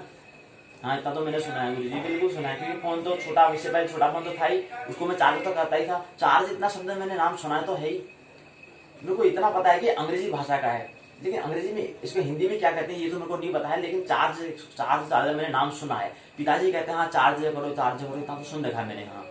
हाँ उस तो मैंने सुन तो रखा है। फिर रिचार्ज मैंने कहीं फोन में जब पैसे खत्म आया तो वहां पर रिचार्ज करो शब्द सुना है, ये भी मैंने शब्द सुना है, लेकिन इसका हिंदी मतलब क्या होता है, जब तक मैं हिंदी में नहीं समझ लूंगी, जब तक इसकी हिंदी का मतलब, हिंदी में किसका क्या, हिंदी में इसका इस शब्द का मतलब क्या होता है, जब तक समझ में नहीं आएगा तब तक मेरी पूर्णतः बात समझ में नहीं आएगी। इसलिए मैं प्रश्न आपसे पूछ रहा हूँ गुरु जी, बताओ ना इसका मतलब क्या होता है। ठीक है बताएंगे आज तो प्रश्न का, धीरे धीरे प्रश्न का उत्तर देंगे। जो प्रश्न तेरे को पूछ रहा है उनको एक क्या कर ले, एक कॉपी में क्या कर ले, दर्ज कर ले, नोट कर ले। एक दिन हम इसी प्रश्न उत्तर चर्चा हम बनाएंगे। जो भी चिंटू हो या और भी जो मित्र हैं, और भी जो यहाँ पर शिक्षा वाले शिक्षार्थी स्टूडेंट हैं, वो जो भी जिनको प्रश्न होता है वो प्रश्न एक कॉपी में लिख दें, उसको किसी दिन जब प्रश्न उत्तर चर्चा होगी वहां पर हम उसको बात कर लेंगे। यहाँ पर हम जो भी लेक्चर दे रहे हैं, यहाँ पर थोड़ा इतना समय कम होता है तो पूरी यहाँ पर बात नहीं हो सकती है, लेकिन जिसको प्रश्न आता है उसको क्या करें, कॉपी में लिख ले, और उसमें जब हमारा पाठ पूर्ण होगा और प्रश्न उत्तर चर्चा पर हम बात कर लेंगे। ठीक है, तो आइए, तो ये हमें समझना होता है। अब हम बात करें स्टोरेज संग्रहता के, यहाँ पर संग्रहता के बारे में हम बात कर रहे हैं। इसके अंतर्गत आप हमें समझनी होती है बिट्स। यहाँ पर आंकड़े, हम यहाँ पर किसी जगह की यहाँ पर बात कर रहे हैं, कंप्यूटर की जगह की यहाँ पर बात कर रहे हैं, तो यहाँ पर 2 चीज होते हैं, एक 0 आकार का, एक आकार का 2 होता है। 0 और 1 को हम कहते हैं बिट्स से कहते हैं, क्या कहते हैं, बिट्स से कहते हैं। 0 और 1 को बिट्स से कहते हैं, अर्थात इकाइयां। बिट्स मतलब होता है इकाइयां, मतलब 2 इकाई। जैसे एक भवन होता है, भवन की इकाई क्या है, एक ईंट है, ईंट का ही क्या है पुनरावृत्ति से क्या भवन का निर्माण हुआ है, या पत्थर है, पत्थर की पुनरावृत्ति से क्या भवन का निर्माण हुआ है, मकान बना है, या एक इसकी इकाई क्या है, यूनिट क्या है, ये है, हम ऐसा कह सकते हैं। तो यहां पर इसका बिट से उपयोग हम करते हैं कंप्यूटर में। कंप्यूटर में भी क्या है, आंकड़ों की जो हम पूरी डाटा पूरे हम उसकी बात करें, पूरा विवरण की हम बात करें, तो वो इसका इकाई क्या है, इकाई है 0 और 1। 0 और 1 को हम क्या कहते हैं, बिट से कहते हैं। इसको हम इकाई, अर्थात कंप्यूटर के जो डाटा है, कंप्यूटर डाटा के अंदर उसकी इकाई, प्रश्न पूछा जाएगा। चिंटू फिर प्रश्न पूछने देख लिया, चिंटू पूछ रहा है कि कंप्यूटर की इकाई क्या है, तो याद रखें चिंटू प्रश्न पूछ रहा है, तो चिंटू का उत्तर, चिंटू इसका उत्तर है कि जो कंप्यूटर डाटा की जो इकाई है, सबसे छोटी यूनिट है, वो है 0 और 1, जिसको बिट से कहते हैं। क्या कहते हैं, बिट से कहते हैं। बिट से समझ में नहीं आ रहा था, इकाई आपने नाम सुना, इकाई हिंदी में तो आपने सुना है ना चिंटू, हाँ सुना है गुरुजी सुना है मैंने, हाँ। तो इसको बिट से, ऐसे बिट से मतलब इकाइयां। तो क्या है, 0 और 1 की पुनरावृत्ति क्या है, आगे होने वाली, उसका ही विस्तार रूप है। भवन जो है, भवन तो सुना है, भवन में क्या है, पत्थर है, पत्थर की पुनरावृत्ति से भवन का निर्माण हो रहा है। ऐसे ईंट है, ईंट की पुनरावृत्ति क्या है, भवन का मतलब बनना है, मकान बन रहा है। तो ऐसे यहाँ पर भी क्या होता है, कंप्यूटर जो डाटा है उसके अंदर 1 और 0 और 1 की पुनरावृत्ति बिट से क्या होता है, आगे केबी बनेगी, एमबी बनेगी, जीबी बनेगी, और क्या बनेगी यहाँ पर, टीबी बनेगी, टीबी बनेगी, टीवी नहीं, टीबी बनेगी। टीबी आपने नाम सुना होगा, क्या होता है टीबी, टीबी होता है टेलीविजन, विजन में होता है दर्शन, और टेली मन होता है दूर, जो दूर का जो दर्शन कराए वो है टेलीविजन। कभी आपने नाम सुना, चिंटू फिर प्रश्न को लग गया, पूछेगा ही, चिंटू की निश्चित कुछ करना आविष्कार करने वाला है। चिंटू पूछ रहा है कि यार टेलीविजन तो हम कहते हैं, टीवी हम कहते हैं, टीवी, टीवी की फुल फॉर्म क्या होती है, टीवी होता है टेलीविजन होता है, टेली मन होता है दूर। आप एक नाम सुना होगा टेलीस्कोप, टेली मतलब दूर का जो हमें दिखाने वाला हो, जो दूर की वस्तु हमें नजदीक दिखाए वो टेलीस्कोप कहलाता है, वो दूरदर्शन दूरदर्शी वो कहलाता है, जो दूर का दर्शन कराए। आपने नाम सुना होगा, हिंदी एक चैनल है दूरदर्शन, आपने नाम सुना है, वही है टेली टीवी वो कहलाता है। एक नाम आपने सुना है सीसीटीवी, आपने नाम सुना है, क्या मतलब होता है इसका? फिर चिंटू प्रश्न पूछने देख गया। चिंटू पूछ रहा है कि सीसीटीवी, आज लोग देख रहे हैं कि आप कहीं में ये कह रहा है कि मैं कल बाजार जा रहा था, मार्केट जा रहा था, मार्केट में मैं मॉल में गया, अच्छा वहां पर जाता था तो वहां पर एक जगह पर जैसे गया तो वहां पर एक जगह पर कैमरा लगा था, उसमें लिखा था कि आप सीसीटीवी के निगरानी में हैं आप, कृपया यहाँ पर कोई वस्तु को चुराने का प्रयास ना करें, क्योंकि आप क्या हैं, सीसीटीवी की निगरानी में हैं। अब चिंटू पूछ रहा है वहां पर मैंने सीसीटीवी तो मैंने पढ़ लिया, अब उसका गुरुजी मेरे को उसका पूरा नाम क्या है ये मेरे को समझ में नहीं आया। प्रश्न पूछ रहा है तो होता है क्लोज सर्किट टेलीविजन वो कहलाता है। तो सीसीटीवी की फुल फॉर्म क्या होती है, उसका पूरा नाम क्या है, वह है क्लोज सर्किट टेलीविजन कहलाता है। क्लोज जो मतलब करना एरिया की बात कर रहे हैं, सर्किट मतलब होता है पथ, और टीवी मतलब होता है टेली, और टीवी का मतलब होता है विजन, तो टेलीविजन कहलाता है। तो इसका मतलब ये होता है भाई निश्चित आविष्कार करने वाला है चिंटू। तो ये चीज हमें समझनी, जो हमने कल भी बात की थी, हमने यहाँ पर पीसी की बात करें तो पर्सनल कंप्यूटर होता है। तो ऐसे शॉर्ट जो शब्द हैं उनका पूरा नाम और पूरे को शॉर्ट नाम कैसे करना चाहिए, हमें दोनों आने चाहिए। तो यहाँ पर हम बात करें तो हमने बताया कि 0 और 1 क्या है, इकाई क्या है, कंप्यूटर डाटा की जो इकाई क्या है, बिट्स क्या है, बिट्स की इकाई क्या है, पुनरावृत्ति, सबसे छोटी इकाई बिट्स है। 0 और 1 की क्या है, आगे क्या है, विस्तार है, वो डाटा वो उसका क्या पूरा विस्तार होता है। तो 8 बिट से मतलब 0 1 0 1 0 1 0 1 0 1 0 1 0 1 0 1 की पुनरावृत्ति से 8 बिट से क्या बनता है, 1 बाइट बनता है। क्या बनता है, 1 बाइट बनता है। 1 बाइट बनता है 8 बिट्स की। 8 बिट्स जैसे हो जाएंगे मतलब 0 की 8 बार पुनरावृत्ति, 1 की 8 बार पुनरावृत्ति अगर हो जाती है, 0 की 8 बार और 1 की 8 बार जब पुनरावृत्ति हो जाएगी तो वो क्या कहलाएगा, 1 बाइट कहलाएगा। इसके बाद फिर क्या होता है, बाइट के बाद आता है केबी। जब 1024 बाइट जब हो जाएंगे तो वह बराबर कहलाएगा 1 केबी। अभी केबी फिर पूछने लगे चिंटू की केबी क्या होता है, पूछ रहा है केबी। तो केबी का मतलब होता है किलो, आपने नाम सुना, केजी पूछते हैं, केजी, वहां पर केजी होता है किलोग्राम होता है, यहाँ पर केबी होता है किलो बाइट होता है, बाइट से होता है, इतना ही अंतर है। तो कहते हैं ना चावल, नाम तो सुना है आपने कि हमें इतना किलो चावल लाया तो इतने किलोग्राम लाया, केजी वहां पर लिखते हैं, इतना केजी लाया कहते हैं, तो वह किलोग्राम होता है। लेकिन यहाँ पर क्या है, क्योंकि वहां पर कोई पदार्थ नहीं है, यहाँ पर हम आंकड़ों की यहाँ पर बात कर रहे हैं, तो यहाँ पर इसको बाइट से हम क्या करते हैं, इसको अंकों में आंकड़ों में क्या करते हैं, इसको स्मृति जो स्टोरेज है उसको आंकड़ों के माध्यम से वहां पर इसलिए जोड़ते हैं। तो इसलिए यहाँ पर के जी न होकर के बी होगा, किलो बाइट होगा। तो वहां पर जी मतलब ग्राम में बात करते हैं, तो ग्राम में वहां पर वस्तु उस पदार्थ को तोल रहे हैं, यहाँ पर आंकड़ों को हम तोल रहे हैं, मतलब यहाँ मनस की बात है, यहाँ पर शिक्षा जो है उसके अंदर जो स्टोरेज है उसकी वहां पर थोड़ा बात कर रहे हैं। तो इसलिए इसको हम कहेंगे केबी। केबी होता है किलो बाइट होता है, किसके बराबर, 1 केबी जो होता है 1024 बाइट के बराबर क्या होता है, 1 केबी होता है। अगला इसी क्रम में केबी के अगला क्रम आता है 1024 किलो बाइट के बराबर क्या होता है, 1 एमबी होता है। अच्छा एमबी वो होता है गुरुजी, चिंटू की पूछने लग गया। मैंने कल में परसों में डाटा खत्म हो गया था, मैंने परसों ही डाल रखा है, और उसमें रिचार्ज जो कर रहा था मैं, जो रिचार्ज है मेरा चार्ज मतलब रिचार्ज में लगा, जिससे फोन चल रहा था, जिससे कारण नेटवर्क जिसके कारण आगे जो मैं पढ़ाई कर रहा था उसको मतलब जो यूट्यूब में या कोई किसी भी चैनल में दिख रहा था, मैं जो गूगल में सर्च करने के लिए मेरे को किसी चीज की आवश्यकता होती है, अर्थात जिसे हम नेट कहते हैं, इंटरनेट कहते हैं, वो मेरा खत्म हो गया था। मैंने कल परसों रिचार्ज कराया चिंटू, तो उसके बाद मेरे क्या करा, चलने लग गया फोन, दौड़ने लग गया। जब मैं रिचार्ज करा रहा था उसमें मैंने मैसेज में पढ़ा था कि आपको प्रतिदिन आपको 1.5 GB भी आपको क्या मिलेगा, डाटा मिलेगा। ये क्या होता है 1.5 GB? अच्छा उसी जीबी की बात कर रहे हैं, उसी एमबी की बात कर रहे हैं जी, हाँ जी हाँ बिल्कुल उसी की हम बात कर रहे हैं। तो ये जीबी क्या है अभी समझते हैं, पहले एमबी को समझें। तो एमबी का मतलब होता है मेगा और बी का मतलब होता है बाइट्स। तो यहाँ पर 1024 तथा 1024 किलो बाइट बराबर जो होता है वो 1 एमबी के बराबर होता है, 1 एमबी। और एम का मतलब होता है मेगा। अब मेगा क्या है, फिर अंग्रेजी भाषा है, हिंदी में क्या, फिर चिंटू पूछने लगे मेगा क्या होता है, मेरे को तो हिंदी में इतना नहीं आएगा, प्रश्न करूंगा। तो मेगा क्या होता है तो और समझे, अपनी भाषा में जब तक रूपांतरण नहीं कर पाएंगे तो समझ में आने वाला नहीं है। मेगा क्या होता है, और ऐसे मैंने कहा था किलो तो सब भी समझ में आ जा रहा था, और किलो तो सुना हुआ शब्द है, अच्छा किलो ऐसा, ठीक है। तो ये मेगा क्या होता है, तो आप प्रश्न कर रहे हैं, चिंटू ने प्रश्न करेंगे तो उसको आप प्रश्न लेंगे, फिर धीरे एक समय की बात क्या हो समझ में आएगा। प्रश्न करना अनिवार्य होता है, प्राथमिकता प्रश्न है। अगला क्या होता है, 10,024 किलो बाइट बराबर 1 MB होता है। फिर 10,024 है, 1024 MB अर्थात 1024 MB बराबर क्या होता है, 1 GB होता है। और जी का मतलब होता है गीगा, एम का मतलब होता है मेगा, जी का मतलब होता है गीगा। तो ये क्या होता है, एक बराबर 1 GB कहलाता है। 1024 MB बराबर क्या होता है, 1 GB होता है। इसी क्रम में क्या होता है, 10 GB 1024 अर्थात 1024 जो GB है वो बराबर कहलाता है 1 TB कहलाता है, टीबी नहीं, टीबी कहलाता है। तो टीबी होता है अर्थात टी का मतलब होता है टेरा। तो मेगा, गीगा, टेरा ये कहलाता है। और आगे जो बी लिखा है, बी का मतलब होता है बाइट्स।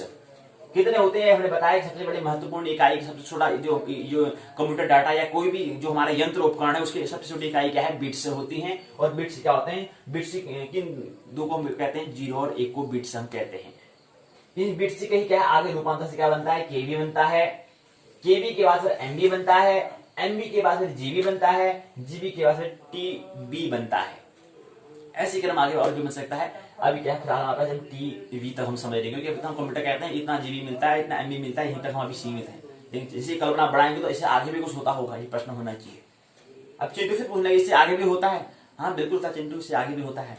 अब कितना होता है अभी तो इतना ही समझ लिया, आगे धीरे धीरे बात कर लेंगे कितना होता है।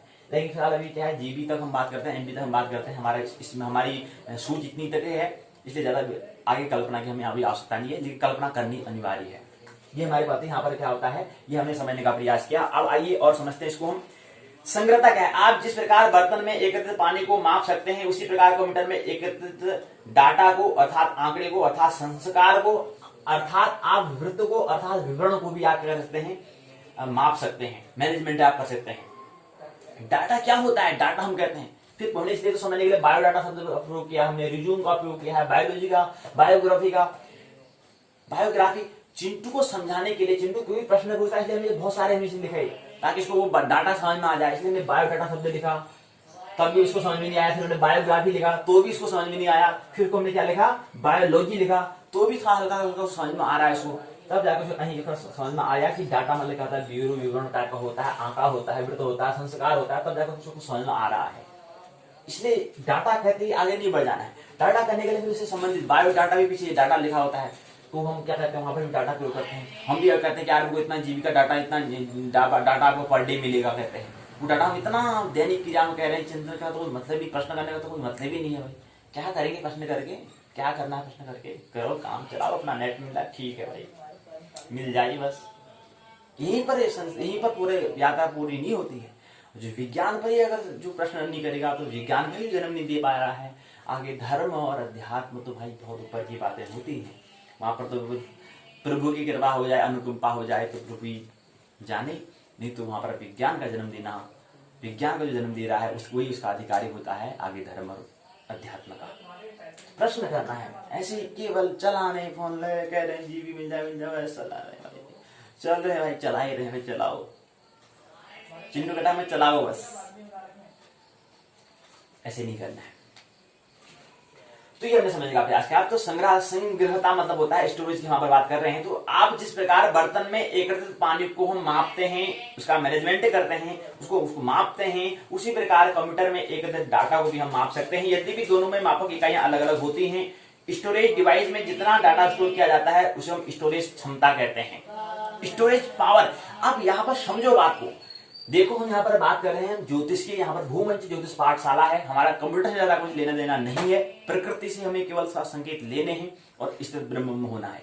तो यहीं पर हमने बात किया कि क्या है स्टोरेज, हम यहाँ पर बात कर रहे हैं। ऐसे ही स्टोरेज हमारे क्या है, व्यक्ति की भी अंदर भी क्या होती है, स्टोरेज होती है, क्षमता होती है। महत्वपूर्ण हमारा वो है प्रतिबिंब हमारा कंप्यूटर दिखाई दे रहा है, लेकिन उसको हमें क्या करना है, अपनी स्मृति। ऐसी बायोडाटा, ऐसी स्मृति भी हमारे क्या होती है, कुछ हमारे आंकड़े होते हैं, वो हम उसके बाद में संस्कार कहते हैं। ऐसे हमारे बीच में भी कुछ ना कुछ हमारे पास क्या होता है, डाटा हमारे पास होता है। ये बात समझे। तो इसलिए वहां की वहां पर अलग हो जाएगी, पानी माप रहे वहां पर उसकी अलग हो जाएगी, कंप्यूटर में नाप रहे उसकी अलग अलग हो जाएगी। जब कंप्यूटर में भी अगर डाटा होता है तो ऐसे हमारे जो हमारा मनुष्य शरीर है इसके अंदर भी डाटा होता है, ये हमें समझना चाहिए। उसका प्रतिफलन, उसका प्रतिबिंब पूरा बनना चाहिए, तब जाके सार्थकता है। कंप्यूटर में जो देख रहे हैं उसका प्रतिबिंब मतलब अध्ययन स्वाध्याय बनना चाहिए, स्वाध्याय मतलब वो हमारा प्रतिफलन बनना चाहिए, उसमें हमारा चेहरा, हमारा दर्पण का काम करना चाहिए ताकि हमारा उसमें चेहरा दिखे। नहीं तो जानकारी इकट्ठा लेकर के बताने ले जाओगे, प्रोफेसर बन जाओगे, वो बन जाओगे, तो उससे कुछ हल होने वाला नहीं। चिंटू ऐसा ही कहता है, चिंटू कहता है ज्यादा नहीं, गुरु जी ज्यादा नहीं चाहिए मेरे को, कुछ बातें मेरे को समझ में आनी चाहिए, बस हो गया। जहां पर थोड़ा अंग्रेजी भाषा का आप प्रयोग करते हो वहां पर समझ में नहीं आता, बाकी तो मैं मस्त हूँ, लेकिन जहां पर कई बार अंग्रेजी भाषा में थोड़ा दिक्कत में डाल देती है, इसलिए थोड़ा वो आनंद को आनंदित नहीं करने देती है, थोड़ा परेशान कर देती है, वहां से हमको दिक्कत आती है। इसलिए मैं गुरु जी से प्रश्न पूछता हूँ, और उससे नहीं आपसे पूछता हूँ कि आप थोड़ा प्रश्न आप डांटते नहीं ना, नहीं तो डांटने गुरु जी क्या मारूंगा अगर प्रश्न पूछे क्लास से बाहर कर देंगे। गुरु जी ऐसा होता है, अगर अन्य और सभी गुरु शिक्षक गुरु से अगर गुरु जी से प्रश्न पूछोगे तो तो अगले इसको कोई बात नहीं, बस डट ले, यहाँ से यहाँ तक कर ले, काम चल जाएगा। ऐसे व्यक्ति को उसको डांटने से क्या होगा, आपका ज्ञान जो अधूरा अधूरा ही रहेगा। उसको डांटने को चुप कराने से हम हल होने वाला नहीं है। वो तो बहुत बड़ा साहस कर रहा है आगे जीवन के लिए कि आपसे प्रश्न पूछ रहा है, लेकिन आप उसको डांट देने चुप करा दे, चुप कह रहे हैं इसको, तो ऐसा शिक्षक का ये लक्षण, ये जो ढंग है, ये शिक्षा का ढंग नहीं हो सकता है। ये हमें समझना है। तो प्रश्न जो करे उसका उत्तर देने के लिए शिक्षक ने तैयार रहना चाहिए, ऐसी तैयारी शिक्षक की होनी चाहिए। और याद दे, वो चिंटू भी शिक्षक है, आप थोड़ा शिक्षक ही हैं, चिंटू थोड़ा गुरु की ओर यात्रा कर रहा है, प्रश्न पूछता है ना, इसलिए। तो ऐसे क्या है कि हम बता रहे हैं कि यहाँ पे जो बायोडाटा डाटा जो है, ऐसे क्या है हमारे मनुष्य के अभी क्या होता है, डाटा होता है, कुछ न कुछ के बीज होते हैं, कुछ संस्कार होता है, इसलिए डाटा का यहाँ पे संस्कार से भी हमने इसको जोड़ा है। विवरण मतलब क्या होता है, उसके अंदर बीज रूप भी कुछ होना चाहिए। ऐसे यहाँ पर इसके अंदर भी कंप्यूटर के अंदर ये चीज होगा, अगर इसमें डाटा होगा तो कंप्यूटर काम करेगा, फोन चलेगा, नहीं तो नहीं चलने वाला। अगर कोई वीडियो देख रहे हैं, अगर उसमें डाटा खत्म हो जाएगा तो वीडियो आगे बढ़ने वाला है नहीं, कितना ही तुम शो कर लो, बढ़ेगा ही नहीं। उसके लिए आपको फिर पैसे देने होंगे, तो पैसे अगर रिचार्ज करना होगा, ये करना होगा। या एक दिन का अगर डाटा आपको 2 GB आपको मिल रहा है, 2 GB आपको मिल रहा है, 1.5 GB आपको मिल रहा है, अगर एक दिन का आपने पहले ही कोटा पूरा कर लिया, पूरा ही खाना खा लिया, तो उसके बाद फिर आपको क्या करना पड़ेगा। अगर आप ये सोचने की डाटा खत्म होने के बाद फिर मैं वीडियो में देख पाऊंगा, तो आप भूल में है, फिर आप वीडियो नहीं देख पाएंगे, फिर आपको अगले दिन का इंतजार करना पड़ेगा। और रात्रि 12 बजेंगे, जैसे 12-1 बजेंगे, तब जाकर 2 बजे तुम 1-2 बजे से क्या करोगे, उसका फिर उपयोग हम कर सकते हो। 12 बजे के बाद जैसे एक दिन का डाटा 1.5 GB अगर आपने दिन में खत्म कर दिया, एक दो मूवी देख ली और पूरा उसको खत्म कर दिया, फिर आपको इंतजार करना पड़ेगा। फिर आपको क्या करना है, उसका अगले दिन का इंतजार करना है। और ऐसे 1 महीने का अगर आपने महीने में पूरा कर लिया, उसका फिर आपको क्या करना पड़ेगा, रिचार्ज कराना पड़ेगा, तब जाके आप उसमें क्या करते हैं, वीडियो इत्यादि जो आपको देखना है, जो आपको मनोरंजन करना है, आप कर सकते हैं, उससे पहले नहीं। तो इसलिए इस जगत में कोई भी ऐसी चीज ऐसी ही नहीं आ जाती है, उसके लिए कुछ न कुछ हमें देना पड़ता है, तब जाकर हमें मिलता है। इसलिए हमें पैसे डालने पड़ते हैं, डाटा डालेंगे, इंटरनेट हम उसमें डालेंगे, तब जाकर वीडियो हम देख पाते हैं, याद रहना चाहिए। तो कंप्यूटर डाटा क्या है, इसको समझते हैं। कंप्यूटर क्या है, विभिन्न प्रकार का डाटा अपनी मेमोरी में एकत्रित करता है, जैसे कि संख्याएं 0 और 9, अक्षर ए और जेड, संकेत और विशेषकर करेक्टर मतलब होता है, यहाँ पर दिया है हैश दिया है, कोमा दिया है, मतलब पुस्तक, कोमा, स्लैश, ये सब किसके अंदर आते हैं, विशेष कैरेक्टर के अंदर आते हैं। कंप्यूटर इन कैरेक्टरों को प्रदर्शित करने के लिए बाइनरी सिस्टम का क्या है, प्रयोग करता है। जो हम 0 और 1 का जो बाइनरी क्या है, बाइनरी नंबर कहलाता है। बाइनरी नंबर आपने कहीं गणित में नाम सुना होगा, बाइनरी नंबर होता है। तो बाइनरी नंबर मतलब होता है कि 0 और 1 को बाइनरी नंबर कहते हैं। तो कंप्यूटर में क्या है, कंप्यूटर में जो 0 से लेकर के 9 अंक हैं, कल हमने दिखाया था कि कीबोर्ड में हमने दिखाया था, और देखें इसको प्रैक्टिकल तौर पर देखें, चिंटू का नाम समझ में नहीं आ रही। तो यह रहा लैपटॉप कंप्यूटर, इसमें दिया हुआ है जो अंक इसमें दिए हुए हैं, 1 2 3 4 5 6 7 8 9 10 तो है नहीं, 0 है, ये अंक हो गया। इस सब का आंकड़ा क्या बनता है, लास्ट में बाइनरी में आ जाता है, केवल 0 और 1 का बन जाता है। इन जो यहाँ पर इसमें सिलेक्ट जो भी दिए रखे हैं, या कीबोर्ड में जो दिया हुआ है, ये सब क्या होता है, बाद में इसका एक संयुक्त नाम भी दे देते हैं, एक रूप बन जाता है, वो है बाइनरी। बाइनरी सिस्टम का यहाँ पर प्रयोग करते हैं। कंप्यूटर में इन कैरेक्टरों को प्रदर्शित करने के लिए बाइनरी सिस्टम का प्रयोग करता है। बाइनरी सिस्टम में केवल 2 अंक आते हैं, 0 और 1 प्रयोग में आते हैं। बाइनरी सिस्टम में 0 और 1 को हम बिट से कहते हैं। 8 बिट्स का समूह बाइट कहलाता है। 8 बिट्स बराबर 1 बाइट, 1024 बाइट्स बराबर 1 किलोबाइट अथा केबी, 1024 केबी बराबर 1 मेगाबाइट अथा एमबी, 1024 एमबी बराबर 1 गीगाबाइट, 1 गीगाबाइट अथा जीबी, 1024 जीबी बराबर 1 टेराबाइट होता है बी होता है। आंतरिक स्टोरेज, कंप्यूटर में दो तरह के स्टोरेज होते हैं, आंतरिक और बाहरी। बाहरी स्टोरेज हम अगले अध्याय में समझने का प्रयास करेंगे। अभी यहाँ पर क्या है, पहले आंतरिक स्टोरेज को समझने का प्रयास करते हैं, आंतरिक जो है जगह को समझने का प्रयास हम करते हैं। वो हम प्राइमरी स्टोरेज या मुख्य मेमोरी भी उसको हम कहते हैं। आंतरिक को पहले हम समझने का प्रयास करेंगे, बाहरी को अगले, बाहरी जो स्टोरेज है उसको बाद में अगले अध्याय में समझने का प्रयास करेंगे। आंतरिक स्टोरेज जो आंतरिक जगह जो है, स्टोरेज जो है, जो संग्रह जो है, उसको हम कहते हैं प्राइमरी अर्थात प्राथमिक स्टोरेज या मुख्य मेमोरी भी उसको हम कहते हैं। यह प्रोसेसिंग के लिए डाटा और निर्देश स्टोर करता है। ये क्या करता है, प्रोसेसिंग प्रक्रिया के लिए डाटा और निर्देशन स्टोर क्या करता है, रखता है, स्टोर करता है, मतलब रखता है, संग्रह करता है, इकट्ठा करता है। यह डाटा को आवश्यक आउटपुट डिवाइस में भेजने से पहले अस्थायी रूप से स्टोर कर देता है। स्थायी के लिए, परमानेंट के लिए नहीं करता है, इस अस्थायी के लिए करता है। उसको कुछ समय के लिए क्या करता है, स्टोर मतलब उसको कहता है इकट्ठा कर देता है, संग्रह कर लेता है, ताकि उसको बाद में क्या करे, आउटपुट देने के लिए काम करे। आउटपुट डिवाइस में भेजने से पहले क्या करता है, उसको क्या करता है, कुछ समय के लिए अपने पास रख देता है, उसके बाद दे देता है। आंतरिक जगह दो प्रकार की होती है, हमने बताया, रैंडम एक्सेस मेमोरी और रीड ओनली मेमोरी होती है। रैम और रोम उसको हम कहते हैं। अभी हम केवल आंतरिक स्टोरेज को समझने का हम प्रयास कर रहे हैं। आंतरिक को क्या कहते हैं, मुख्य मेमोरी और प्राइमरी स्टोरेज भी इसको हम कहते हैं, प्राथमिक जगह, प्राथमिक संग्रह भी इसको हम कह सकते हैं। रैम रोम में दोनों में अंतर क्या होता है, रैम में यह प्रोसेसिंग, यह प्रक्रिया के लिए डाटा को अस्थायी रूप से रखता है रैम। रोम कंप्यूटर को स्टार्ट करने के लिए रोम में एक सूचना का प्रयोग होता है, इसमें एकत्रित निर्देश स्थायी होते हैं, वे मिटाने या परिवर्तन नहीं हो सकते हैं, वो मिटाए नहीं जा सकते, वो परिवर्तन नहीं होते रोम में। किसमें, रोम में, रीड ओनली मेमोरी में, उसको हम क्या कहते हैं, हटा, वो स्थायी तौर पर होते हैं। रैम में क्या होता है, ये प्रोसेसिंग के लिए डाटा को अस्थायी रूप से रखता है। उसके बाद दूसरा आता है, विद्युत आपूर्ति बंद होने पर स्टोर डाटा मिट जाता है। जैसे कह रहे हैं विद्युत आपूर्ति अगर बंद हो गई, चार्ज अगर फोन स्विच ऑफ अगर हो गया तो क्या है, डाटा मिट जाता है। लेकिन रोम में क्या होता है, इसमें एकत्रित जो भी हमने संग्रह, जो भी हमने डाटा संग्रह कर रखा है, जो भी हमने उसमें आंकड़े हमने क्या कर रखे हैं, उसमें क्या कर रहे हैं, एकत्रित कर रहे हैं, संग्रह कर रहे हैं, वो बंद होने के बाद भी क्या है, सुरक्षित रहते हैं। फोन अगर स्विच ऑफ इत्यादि हो जाता है तब भी वो रहते हैं। बाह्य स्टोरेज क्या होता है, कंप्यूटर की मुख्य मेमोरी वाष्पशील होती है, अर्थात विद्युत आपूर्ति बंद होने पर मेमोरी में एकत्रित डाटा भी मिट जाता है, इसलिए हमें स्थायी स्टोरेज की हमें आवश्यकता होती है। रैम और रोम की आवश्यकता, मतलब रैम से ही काम नहीं चल सकता। चिंटू प्रश्न पूछ रहा है, तो क्या रैम से ही काम नहीं चल सकता है, रोम भी जरूरी है, मतलब दो स्टोरेज होने की जरूरी आवश्यकता है। जी हाँ, बिल्कुल आवश्यकता है।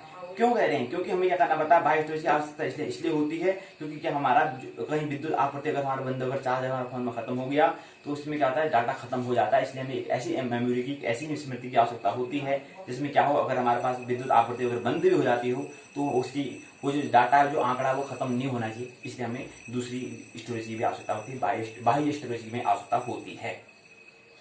बाह्य स्टोरेज मेमोरी कम खर्चीले होने के साथ अधिक मात्रा में प्रयोगकर्ताओं के डाटा और प्रोग्राम को स्टोर कर सकती है। साधारणतः प्रयोग में बाह्य डिवाइस निम्न प्रकार से आते हैं, हार्ड डिस्क ड्राइव आता है, फ्लॉपी डिस्क ड्राइव आता है, कॉम्पैक्टिव डिस्क आता है, read only memory, CD ROM इसको बोलते हैं, सीडी रोम इसको कह सकते हैं, compacted disc, read only memory, CD ROM, drive और सीडी राइटर। अगला है डिजिटल वीडियो डिस्क होता है, डीवीडी होता है, ड्राइव और डीवीडी राइटर होता है। ये क्या है, बाह्य क्या है, स्टोरेज वाले हैं। फिर किसे कहते हैं, हाई डिस्क ड्राइव किसे कहते हैं, फ्लॉपी डिस्क ड्राइव किसे कहते हैं, compact disc, read only memory क्या है, सीडी रोम ड्राइव क्या है, ये सब इसमें क्या है, यहाँ पर चित्र देकर यहाँ पर दिखाया गया है कि इसे ये कहते हैं, इसको समझाने का प्रयास यहाँ पर किया है। तो ये क्या होता है, ये हमें समझना है। रीराइट टेबल सीडी और सीडी राइटर क्या होता है, digital video disc DVD drive क्या होता है, floppy high disk, CD ROM, DVD क्या है, इसमें अंतर समझने का प्रयास यहाँ पर क्या है। फिर अगला क्रम आता है पर्सनल कंप्यूटर और मॉनिटर के गुणवत्ता कारण क्या है, इसे समझने का प्रयास यहाँ पर कर रहे हैं। एक कंप्यूटर की कार्यक्षमता विशेषकर इसकी रोम की स्टोरेज क्षमता और माइक्रो प्रोसेसर की गति पर निर्भर करती है। किस पर निर्भर करती है, रैम पर निर्भर करती है, इसका रैम कैसी है। माइक्रो प्रोसेसर की गति, यह सिस्टम यूनिट की भाग होता है, डाटा की वास्तविक प्रोसेसिंग होती है। माइक्रो प्रोसेसर 8, 16 या 32 बिट से की डाटा को एक समय में प्रोसेस कर सकता है। तो माइक्रो प्रोसेसर क्या है, 8, 16 या 32 बिट्स के डाटा को एक समय में क्या है, एक समय में प्रोसेस कर सकता है। सामान्यतः 16 बिट या पीसी 8 बिट के पीसी सिस्टम में से तेज होता है। 32 बिट या पीसी सिस्टम 16 या 8 बिट के पीसी सिस्टम में से तेज होता है। कुछ पीसी 16 बिट के भी होते हैं, परंतु आजकल 12 बिट पीसी का उपयोग हो रहा है। रैम की स्टोरेज क्षमता क्या है, ये समझने का प्रयास। घड़ी दर, क्लॉक रेट, मॉनिटर की गुणवत्ता कारक, कंप्यूटर के रखरखाव में क्या करना है, कैसे इसको मेंटेन करना है, और कंप्यूटर उसको समझने का प्रयास। कंप्यूटर की सुरक्षा के लिए आवश्यक कार्य क्या है, इसको समझने का कुछ बातें हमें हमें ख्याल रखनी है, क्या करना है, हमको ख्याल रखना है ताकि हम कंप्यूटर का क्या है रख रखाव कर सकें। कोई भी चीज हमें ली है, पहले तो बहुत मेहनत से चिंटू कहा कि बहुत मेहनत से मेरे को पिताजी ने बड़े सालों के बाद मेरे को एक फोन दिया है। गुरुजी कह रहे हैं कि इसको रख रखाव कैसे करना है, मेरे लिए काम क्या है करें। चिंटू कह रहे मेरे लिए काम की बात आप बता रहे हो, क्योंकि मैं उसी मेरे को पिताजी ने कहा कि अगर तू फोन खराब करो आपको फोन नहीं मिलेगा। पहले हमने कह रखा है, बड़े मुश्किलें दिया है तो पहले चेतावनी पिताजी ने दी है, अगर तू फोन खराब करेगा तो तुझको दोबारा फोन नहीं मिलेगा। इसलिए ऐसे में क्या करना है, ऐसे कंप्यूटर लैपटॉप जो भी हमारे पास साधन है वो फ्री में ऐसे नहीं आया है, बड़े श्रम से वो हमने क्या करा, उसको अर्जित हमने इसको किया है, तो उसका हमें रख रखाव भी हमें करना चाहिए, मेंटेन भी हमें करना है। तो कैसे मेंटेन करेंगे कंप्यूटर को, चाहे लैपटॉप हो, चाहे फोन हो, चाहे कोई भी यंत्र हो, कोई भी उपकरण हो, उसको कैसे मेंटेन करना है, कुछ नियम यहाँ पर दिए गए हैं। अपने ज्ञान पढ़ने के लिए हमें टेस्ट यहाँ पर बात करेंगे, कल की पाठशाला में बात करेंगे। कुछ बातें हमें ख्याल रखनी है, बहुत बातें इसमें हैं। रैम रोम बड़ा महत्वपूर्ण शब्द यहाँ पर है।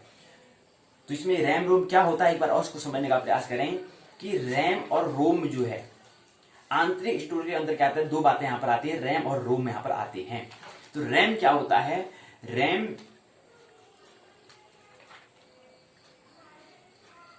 रैंडम एक्सेस मेमोरी और रीड ओनली मेमोरी होती है। ये हम समझने का प्रयास करेंगे कल। इसमें एक बार और उसको समझने का प्रयास हम कर लेंगे ताकि ये बात हमें समझ में आए। जब तक ये बात समझ में नहीं आएगी तो कल की पाठशाला में एक काम और हम करेंगे। कल की पाठशाला में इन 3 इकाइयों का एक बार फिर पुनरावृत्ति हम कर लेंगे। पहले अध्याय में हमने मीट योर कंप्यूटर अपने संगठन से परिचित हुए, पहला अध्याय।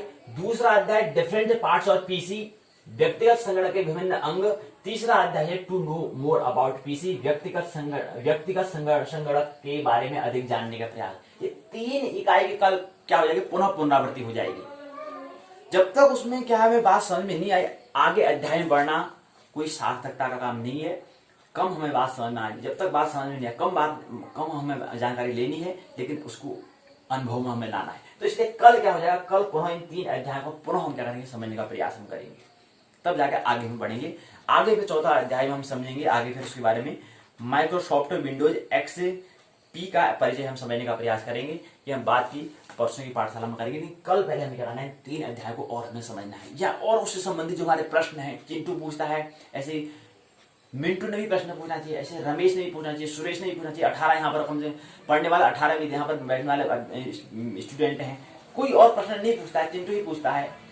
तो और भी प्रश्न पूछे तो और भी इससे संबंधित कुछ प्रश्न होंगे, उसको यहाँ पर लेने का प्रयास करेंगे, तब जाके अगले दिन क्या करेंगे, हम चौथे अध्याय में प्रवेश करेंगे। उससे पहले हम प्रवेश में नहीं करना है। आइए हम यहाँ पर पहला जो है पाठशाला के पहले भाग को हमने समझने का प्रयास कर लिया है। पहला भाग जो है हमारा पाठ्यचर्या प्रश्नोत्तर के अंतर्गत जो पहला पाठशाला का जो पहला भाग है वो पूर्ण होता है। आइए भाग 2 में प्रवेश करें। भाग 2 है, आइए इसको समझते हैं। भाग 2 है संस्कृत साहित्य, उत्तराखंड मुक्त विश्वविद्यालय के स्नातक प्रथम वर्ष के प्रथम प्रश्न पत्र, विषय संस्कृत साहित्य के अंतर्गत पहला खंड अभिज्ञान शाकुंतलम को हम समझने का प्रयास कर रहे हैं। और उस प्रश्न पत्र जो पहला प्रश्न पत्र है, पुस्तक का नाम दिया हुआ है नाटक अलंकार छंद। आज हम इकाई अभिज्ञान खंड 1 जो है नाटक अलंकार छंद जो है नामक की जो पहले पुस्तक है, स्नातक प्रथम वर्ष की जो पहला प्रश्न पत्र है नाटक अलंकार छंद की पुस्तक है, जिसको विश्वविद्यालय SL संस्कृत लिटरेचर 101 से व्यक्त करता है। इसके अंदर खंड 1 के अंदर अभिज्ञान शाकुंतलम के अंतर्गत तृतीय इकाई को हम समझने का प्रयास करेंगे। तो अभिज्ञान शाकुंतलम के प्रथम अंग को यहाँ पर समझने का प्रयास करेंगे। अभिज्ञान इकाई के अंतर्गत हम अभिज्ञान शाकुंतलम के प्रथम अंक को हम समझने का प्रयास। इसमें पहले प्रथम अंक में मूल पाठ, अर्थ, व्याख्या, उसमें 30 श्लोक यहाँ पर दिए गए हैं। मूल पाठ में 30 श्लोक हमें यहाँ पर समझने हैं। व्याकरण आता है, टिप्पणी, व्याकरण किसे कहते हैं, व्याधन, आकरण, उसको हम व्याकरण कहते हैं। व्याकरण होता है कि व्या मतलब होता है, व्या कहते हैं, हम कहा जा रहे हैं किसी के व्या में जा रहे हैं, तो व्या मतलब होता है मिलन, मिश्रण, मेल, योग उसको हम कहते हैं, जोड़ उसको हम कहते हैं। ऐसे ही यहाँ पर शब्दों का कुछ यहाँ पर मेल होता है, मिले हुए शब्द यहाँ पर होते हैं जिनका ब्याह क्या होता है, उनको कैसे उसका ब्याह होता है, कैसे उसका मिलन होता है, उसको समझने का प्रयास हम शब्दों का प्रयास करेंगे। व्याकरण होता है, अलग अलग भाषाओं में अलग अलग प्रयोग करते हैं। अंग्रेजी में हो तो अंग्रेजी व्याकरण बोलेंगे, उसको हिंदी में हो तो हिंदी व्याकरण बोलेंगे, संस्कृत में हो तो संस्कृत व्याकरण बोलेंगे। इसलिए यहाँ पर ऐसे यहाँ पर मूल पाठ में कुछ व्याकरणात्मक कुछ बातें होंगी, टिप्पणी को हम समझने का प्रयास यहाँ पर करेंगे। व्याकरण मतलब होता है कुछ शब्द जो हमें मिल जुले होंगे, उसको कैसे मिलते हैं इसको समझने का हम प्रयास करें। मिले हुए होते हैं वो कैसे मिलते हैं इसको समझने का प्रयास हम करते हैं।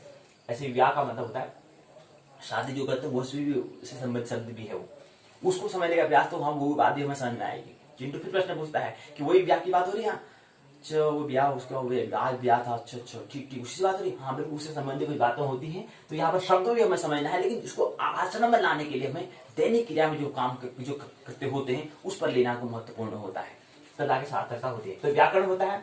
और उससे पहले यहाँ पर मैं कहा था कि श्लोक यहाँ पर कह रहे हैं 30 श्लोक हैं। 30 श्लोक मतलब श्लोक किसे कहते हैं? लय छंदबद्ध तालबद्ध जो ऐसे शब्द हो उसको हम श्लोक कहते हैं। या कुन, जैसे उदाहरण के लिए, या कुंदेन्दु तुषार हार धवला, या शुभ्र वस्त्रावृता, या वीणा वरदंड मंडित करा, या श्वेत पद्मासना। ये श्लोक है। फिर यहाँ पर क्या आता है, हमने अभिज्ञान शाकुंतलम की हमारी बात करें तो यहाँ पर अभिज्ञान है, और शाकुंतलम यहाँ पर शकुंतला से संबंधित है। शकुंतला से मतलब यह नायिका का संबंधित है, ये सब बात में आ रही है। अभिज्ञान होता है, एक ज्ञान होता है, एक अभिज्ञान होता है। ऐसे ही एक शब्द आपने नाम सुना होगा अभिमान, ऐसे ही एक शब्द आपने नाम सुना होगा अभिज्ञान, ऐसे ही आपने एक शब्द नाम सुना होगा अभिभावक। तो ये भावक और अभिभावक किसे कहते हैं, ये आप प्रश्न करें। अभिमान किसे कहते हैं, अभिज्ञान किसे कहते हैं, और उसके बाद क्या होता है, तब जाकर हमें अभिज्ञान समझ में आएगा, और अभिज्ञान समझ में आएगा तब जाकर हमें अभिज्ञान शाकुंतलम जो नाटक है वो समझ में आएगा। तो अभी पहले उससे पहले हमें मान भी समझना है, ज्ञान किसे कहते हैं, मान किसे कहते हैं, ज्ञान किसे कहते हैं, ये पहले समझना महत्वपूर्ण होता है। तब जाके अभिमान, अभिज्ञान, अभिज्ञान समझ में आएगा, और तब जाके अधिकारी हो जाएंगे हम अभिज्ञान शाकुंतलम को समझने के हम अधिकारी हो जाएंगे, उससे पहले नहीं। तो मान में होता है बड़ाई, तारीफ, यश की हम बात करते हैं। अपमान, मान, अपमान और अभिमान। मान में होता है बड़ाई, तारीफ करना, किसी की यश की बात करना, किसी की बड़ाई करना, किसी की तारीफ करना, किसी को कॉम्प्लीमेंट देना, बड़ा करना, क्या क्या सज्जन है, बताओ क्या सज्जन है कहेंगे, तो तारीफ करना अर्थात मान हम करते हैं। अर्थात रजोगुण उसको हम कह सकते हैं, प्रकृति के अंदर होने वाले रजोगुण की हम उसकी बात करते हैं। अर्थात रजोगुण प्रकृति के रजोगुण की हम बात करते हैं, अर्थात हम जन्म से संबंधित कोई बातें यहाँ पर कर रहे हैं, क्योंकि यहाँ प्रकृति के गुण के अंतर्गत ही आता है मान। उसके बाद है अपमान, बुराई करना, अपयश की हम उसकी बात करते हैं। बड़ा चुगली करता, बड़ा बेकार आदमी है, कुछ काम धाम का है नहीं, गपशप यही करता है, बस काम धाम बस यही इसका काम बस, इसलिए एक प्रकार से बुराई हम उसको करते हैं। अपयश की बात करते हैं, अर्थात बात हम किसकी करेंगे, प्रकृति के अंतर्गत ही बात करेंगे, प्रकृति के दूसरे गुण को अर्थात तमोगुण की हम बात करते हैं। तमोगुण जैसे मृत्यु की हम कह सकते हैं, उसके उदाहरण के लिए। और उसके बाद आता है तीसरा अभिमान होता है। अभिमान होता है सम्मान करना, किसी का आदर करना, किसी को रिस्पेक्ट देना, किसी का सम्मान हम करते हैं, जो हमारे अंतस जो हमारे, ये भी क्या है, प्रकृति के गुण के अंतर्गत ही आता है। इसको हम कहते हैं सतोगुण, अर्थात जीवन, इसको हम कहते हैं। तो प्रकृति के 3 गुण हुए, रजोगुण, तमोगुण, सतोगुण, Brahma Vishnu Mahesh, electron proton neutron, और उसके अंदर क्या होता है, जन्म मृत्यु और जीवन, ये 3 क्या होता है, प्रकृति के गुण होते हैं, ये हमें बात रखनी याद। और ब्रह्मांड होता है, ब्रह्म प्लस अंड होता है, प्रकृति हमने बता दिया, प्रकृति अंड मतलब प्रकृति होता है, ब्रह्म मतलब होता है मूल। और प्रकृति के अंतर्गत क्या है, हमने प्रकृति के 3 गुणों को मान, अपमान और अभिमान से समझने का प्रयास किया है। और यहाँ से अभिज्ञान और अभिमान, ऐसे ज्ञान से ऐसे अभिज्ञान होता है, उसे क्या है, अभिज्ञान शाकुंतलम बना है। शाकुंतलम मतलब शकुंतला नायिका का क्या है, नाम है। और अभिमान आपको नाम सुना है, इसलिए विश्व में प्रसिद्ध क्यों है इसका, उसको समझने का प्रयास करेंगे। आइए आज हम नाटक जो है अभिज्ञान शाकुंतलम जो क्या है कालिदास के द्वारा रचित है, उसको समझने का प्रयास करेंगे। नाटक मतलब होता है केवल अभिनय करना है, ड्रामा करना है, कुछ ज्यादा सीरियस होने की आवश्यकता नहीं है। आराम से है ना, नाटक हमें करना है, अभिनय हमें करना है, उसको हमें समझना है, और ताकि हम अपना जीवन में नाटक अभिनय बनाएं, इसलिए हमें क्या इसका अध्ययन हमें करना है। नाटक को समझने का प्रयास करेंगे, याद रखना चाहिए, प्रयास करना चाहिए, प्रयास को करना है, समझने का, अंडरस्टैंडिंग करना है, केवल उसको समझ रखने का नहीं, समझने का। अभिभावक क्या होता है, ये हमें समझना चाहिए। अभिभावक भी क्या है, भावक और अभिभावक शब्द बना है। तो प्रश्न करेंगे तो जब ताकि इसका हम उत्तर ढूंढने का प्रयास करेंगे। पहले प्रश्न करना था अनिवार्य, और दूसरा हमने कल बात यहाँ पर कर ही रहे थे, उसके बाद हम कर लेंगे कि यहाँ पर जो पहला जो हमारा 31 अक्टूबर को जो परीक्षा का आयोजन है उसकी हम बात कर रहे हैं। तो उसमें ऐसा क्या होगा, हमको एक ऐसा प्रश्न पत्र हम तैयार करके देंगे जिसमें क्या है प्रश्न हम बने होंगे। ऐसे प्रश्न पत्र वहां पर भी मिलता है हमको, ऐसे प्रश्न पत्र यहाँ पर भी मिलेगा, जिसमें हम क्या करना है 12 प्रश्न होंगे, इसमें केवल 6 प्रश्न हमें करना है। ये हम कल की पाठशाला में और विस्तार से बात करेंगे, वो हमारे पहला चरण में भाग 1 की बात है। आगे ये भाग जो हम 2 की हम यहाँ पर बात कर रहे हैं, पाठ्य चर्चा जो है उसको समझने का प्रयास करते हैं उत्तराखंड मुक्त विश्वविद्यालय की पुस्तक के माध्यम से। आइए, इकाई तीसरी है अभिज्ञान स्वागतम। प्रथम अंक है मूल पाठ, अर्थ, व्याख्या, व्याकरणात्मक टिप्पणी है। इकाई की रूपरेखा यहाँ पर दी हुई है और यहाँ पर दिया है प्रस्तावना, उद्देश्य, रूपरेखा के अंदर पहली प्रस्तावना, रूपरेखा के अंतर्गत पहली बात है प्रस्तावना, फिर उद्देश्य, फिर अभिज्ञान स्वागतम, प्रथम अंक, श्लोक संख्या 1 से 15 तक। ये श्लोक जो है इसके अंदर हम क्या बात करेंगे, मूल बात हम करेंगे। पहले मूल पाठ को लेंगे, फिर उसको अर्थ को लेंगे, फिर उसकी व्याख्या करेंगे, फिर उसकी व्याकरणात्मक टिप्पणी है उसको समझने का प्रयास करेंगे। तो श्लोक कितने हैं, 30 श्लोक हैं। इनको 2 भाग करने का रखें, 1 से 15 पहले कर रखा, फिर कर रखा 16 से 30 कर रखा है। यही बात हमें समझ। सारांश, शब्दावली, अभ्यास प्रश्न उत्तर, संदर्भ, ग्रंथ सूची, सहायक उपयोगी पुस्तकें हैं, निबंधात्मक प्रश्न यहाँ पूछे गए हैं।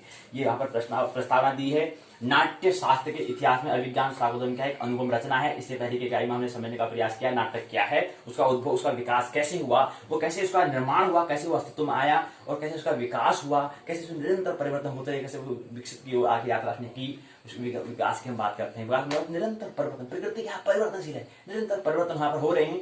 और जो व्यक्ति अपने आप में अंतर परिवर्तन कर रहा है उसको, अगर कोई व्यक्ति का अगर किसी व्यक्ति में परिवर्तन हो रहा नहीं हो रहा, इसका मतलब विकास हो रहा है। अगर परिवर्तन कर रहा है तो शरीर में परिवर्तन तो हो रहा है, तो शरीर का तो विकास हो रहा है, लेकिन क्या हमारे मनस का भी विकास हो रहा है शिक्षा से, या किसी उसकी आत्मा के माध्यम से, भक्ति, प्रार्थना, प्रेम, पूजा से क्या करते हैं, विकास की हम बात करते हैं। तो ये महत्वपूर्ण तीनों तलों पर क्या है, सर्वांगीण विकास होना चाहिए। सभी क्या है, सभी हिस्ट्री का क्या है, विकास होना है, वहां पर परिवर्तन होना है। अगर परिवर्तन हो रहा है तो क्या व्यक्ति का व्यक्तित्व बन रहा है, हम कह सकते हैं। तो हम यहाँ पर नांदी पाठ के पश्चात सूत्रधार द्वारा बड़े कलाकार, नांदी पाठ के पश्चात सूत्रधार द्वारा बड़े ही कलाकार ढंग से राजा दुष्यंत को रंग मंच पर लाकर प्रवेश कराया गया है, जहां तपस्वी कन्या शकुंतला को देखकर राजा उसके प्रति आकर्षित होता है, उसके संबंध में सत्य का अन्वेषण करता है। प्रस्तुत इकाई में विस्तार से इस बातों को समझने का हम प्रयास करेंगे। यहाँ पर अध्यरोधप्रांत, अभिज्ञान शाकुंतलम की प्रथम अंक की विशेषता, कालिदास की नाट्य शैली आदि को यहाँ पर आदि के संबंध में हम बता सकेंगे। उद्देश्य यहाँ पर दिए हैं, यहाँ पर उद्देश्य बताए, नाटक का नांदी का स्वरूप क्या है, संवादों के अध्ययन से व्यवहारिक ज्ञान प्राप्त कर सकेंगे, नाटक के अध्ययन से काव्य और प्रयोजनों की प्राप्ति कर सकेंगे। अभिज्ञान शाकुंतलम के प्रथम अंक में किस छंद की बहुलता है, यह समझने का प्रयास करेंगे। अभिज्ञान शाकुंतलम प्रथम अंक में किन किन रसों का प्रयोग किया गया है, यह हम समझने का प्रयास करेंगे। अभिज्ञान शाकुंतलम के प्रथम अंक की क्या विशेषता है, यह हम समझने का प्रयास यहाँ पर उद्देश्य में करेंगे। अभिज्ञान शाकुंतलम प्रथम अंक पहला श्लोक है, आइए इसका उच्चारण करें। या सृष्टि श्रेष्ठुराद्या बहति विदिहुतम् या वीर्या च होत्री ये द्वे कालं विधत्तः श्रुति विषय गुणा या स्थिता व्याप्य विश्वम् यामाहु सर्वबीज प्रकृतिरिति यया प्राणिनः प्राणवन्तः प्रत्यक्षाभिः प्रपन्न स्तनूभिर्वतु वस्ताभिरष्टाभिरीशः। इसका यहाँ पर अन्वय दिया है, इसी का यहाँ पर क्या दे रखा है, अर्थ दे रखा है, इसी की यहाँ पर व्याख्या की हुई है। तो इसका अर्थ क्या है, अन्वय मतलब होता है इसको संस्कृत का जो ये श्लोक जो लिखा गया है इसका मूल नहीं है। अन्वय मतलब होता है मूल। इसका मूल जो है या सृष्टि, आद्या सृष्टि, या विधि हुतुम हवि बहति, या च होत्री, ये द्विकाल विधतः, या श्रुति विषय गुणा विश्वम वैविस्थिता, या सर्वबीज प्रकृति इति आहु या प्राणिनः प्राणवन्तः ताभिः प्रत्यक्षाभिः अष्टाभिः तनुभिः प्रपन्नः ईशः वह अवतु। ये कैसा है, अन्वय मतलब होता है ये पहले ऐसे था वास्तविक में। इसको हम अभी यहाँ पर बात करें श्लोक किसे कहते हैं, ये शब्द ऐसे था, ये ऐसे मतलब वाक्य में लिखा गया था, ऐसे शब्दों में ये था, ऐसे शब्दों के समूह में ये था, लेकिन इसको हमने क्या कहता है एक क्रमबद्ध लय ताल छंद में रखा तो श्लोक ऐसे बन जाता है। या सृष्टि सृष्टुराद्या वहति विधिहुतं याह वीर्या च होत्री ये द्वे कालं विधत्तः श्रुतिविषयगुणा या स्थिता व्याप्य विश्वं यामाहु सर्वबीजप्रकृतिरितिं यया प्राणिनः प्राणवन्तः प्रत्यक्षाभिः प्रपन्नमस्तु विरतु वस्ताभिरष्टाभिरीशः। इसका क्या है, श्लोक में इसको रख दिया है, ये रहेगा श्लोक। ये क्या अन्वय था, अन्वय मतलब होता है मूल ऐसे था, इसको ऐसे क्रम में रख दिया है। ऐसे क्रम को ही, इसे ढंग को ही कहते हैं, श्लोक कहते हैं। ये शब्दों का ऐसे जो शब्दों में अलग भिन्न तितर जो पड़ा हुआ था उसको एक हमने क्रम से सीक्वेंस में जहाँ पर लय ताल सुर में संगीत आदि सुर ताल में सुनने में अच्छा लगे, ऐसे जो हम होता है उसको ऐसे ढंग को हम श्लोक कहते हैं। ऐसे ढंग जो बुलाता है इसका मतलब अर्थ होता है जो ब्रह्मा की प्रथम रचना है, अर्थात जल रूपी मूर्ति जो नियमोक्त प्रकार से द्रव्य पदार्थों को ढोने वाली है, अर्थात अग्नि रूपी मूर्ति जो दोनों काल समय को विभाजित करती है, अर्थात सूर्य और चंद्र रूपी मूर्तियां जो श्रवण का विषय है, शब्द रूपी गुण वाली पूरे विश्व को आच्छादित किया है, अर्थात आकाश रूपी मूर्ति जिसको सभी प्रकार के बीजों का उद्गम माना जाता है, अर्थात पृथ्वी रूपी मूर्ति और जिसके द्वारा सभी प्राणियों के जीवन धारण करते हैं, अर्थात वायु रूपी मूर्ति। वायु रूपी मूर्ति उन प्रत्यक्ष अष्ट मूर्तियों से समन्वित भगवान शिव आप सभी दर्शकों और सामाजिक की क्या करें, रक्षा करें, ऐसे कालिदास जी कहते हैं। व्याख्या होता है महाकवि कालिदास परंपरा अनुसार ग्रंथ को आरंभ करने से पहले भगवान शिव की 8 मूर्तियों को बताते हुए त्रिविध मंगलाचरणों में आशीर्वादात्मक मंगलाचरण किए जाते हैं, पाठ करते हैं, जिसको नांदी पाठ भी इसको कहते हैं। तो पहले मंगलाचरण किया है, ऐसा आचरण जो मंगल के लिए एक मतलब उसको धन्यवाद मतलब इस आचरण जो हम कोई काम कर रहे हैं तो उसको मंगल आचरण हमें करना है। आचरण बहुत सारे होते हैं, आचरण मतलब प्रकृति के अंदर 3 आचरण हो सकते हो, रजोतल पर, तम तल पर, सतल पर हो सकते हैं। लेकिन देखिए हमने मंगल आचरण मतलब होता है रजोगुण की यहाँ पर बात करें तो मंगल हमें मंगल की यहाँ बात कर रहे हैं। मंगल भवन अमंगल हारी उमा सहित यही जपत पुरारी। तो मंगल जहां पर होता है तो ऐसा आचरण जो मंगल जय के लिए सृजन दिशा में जो काम करे उसको कहते हैं हम, उसके लिए यहाँ पर कालिदास क्या करते हैं उसको हम मंगलाचरण कहते हैं, अर्थात उसको नांदी पाठ भी कहते हैं। 8 मूर्तियों का वर्णन विष्णु पुराण वायु पुराण में भी क्या है प्राप्त होता है, ये यहाँ पर समझाने का प्रयास किया है। व्याकरणात्मक टिप्पणी है यहाँ पर सृष्टा मतलब होता है सृज धन ऋच, आद्या मतलब होता है आदो भवा आद्या, आदि मतलब यहाँ पर ताप से विधि नाम हुतुम हुतधन तक्त हुतम होत्री हुदन त्रिचधन दीप श्रुति श्रुते अन्या इति श्रुति सुधन त्रिक धन। यहाँ पर तो यहाँ पर प्रत्यय व्याकरण के अंदर क्या चीजें होती हैं अभी आने वाले समय आने वाले पाठशाला वहां पर समझेंगे, क्योंकि यहाँ पर क्या है नाटक अलंकार छंद है। अगला जो यहाँ पर प्रश्न पत्र पहले साल का द्वितीय प्रश्न पत्र होगा वहां पर व्याकरण को समझने का प्रयास करेंगे, तब जाके समझ में आएगा यहाँ पर क्या हो रहा है, सृष्टा शीतन त्रिच क्या हो रहा है, तब जाके वहां समझ में आएगा। लेकिन इसका ऐसे क्या है, इसको तोड़ते हैं तो इसे मिलकर बनता है। ये यहाँ पर सृष्टा शब्द लिखा है व्या मतलब क्या है मिला हुआ शब्द है, व्या मतलब होता है मिला हुआ मिला जुला, लेकिन इसका अगर तोड़ते हैं तो सृज धन त्रिच बनता है, तब जाके बनता है सृष्टा। सिद्धन सृज धन त्रिच के योग से क्या बनता है सृष्टा बनता है। ये ऐसे बनता है, ऐसे व्याकरणात्मक टिप्पणी जो है जो मिला हुआ शब्द है उसको तोड़ते हैं तो कैसे बनता है उसको यहाँ पर व्याकरण में समझते हैं। ये तब समझ में आएगी जब क्या करेंगे व्याकरण को समझने का प्रयास करेंगे। वही यहाँ पर देने का प्रयास में किया गया है, इसी को बताने का यहाँ पर इसमें पहले बात में की गई है। ये यहाँ पर बताया है क्या होता है। सर्वप्रथम कवि ग्रंथ की निर्विघ्न समाप्ति के लिए नांदी पाठ के द्वारा क्या अष्टमूर्ति भगवान शिव की वंदना करते हैं। तत्पश्चात सूत्रधार पहले अंक में क्या होता है, पहले अंक में जो 30 श्लोक हैं पहले से 30 श्लोक तक कालिदास जी क्या करते हैं इसको समझाने का प्रयास यहाँ पर कर रहे हैं। तो कवि ग्रंथ की क्या है निर्विघ्न संपन्न हो, कोई विघ्न वाला यहाँ पर ना आए, इसके समाप्ति के लिए क्या है नांदी पाठ अर्थात मंगलाचरण करते हैं। नांदी पाठ था मंगलाचरण इसको कहते हैं, द्वारा अष्टमूर्ति भगवान शिव की क्या है वंदना करते हैं।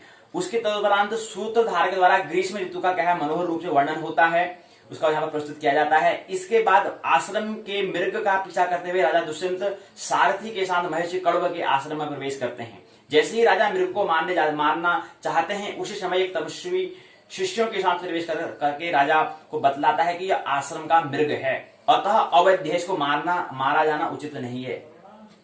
राजा उस तपस्वी की बात को मान लेते हैं। इस पर तपस्वी से आशीर्वाद देते हैं कि तुम्हें चक्रवर्ती पुत्र की प्राप्ति हो। साथ ही राजा से आश्रम में प्रवेश कर आतिथ्य को स्वीकार करने का आग्रह करते हैं। राजा रथ को आश्रम के बाहर छोड़कर सामान्य वेशभूषा में आश्रम में प्रवेश करते हैं।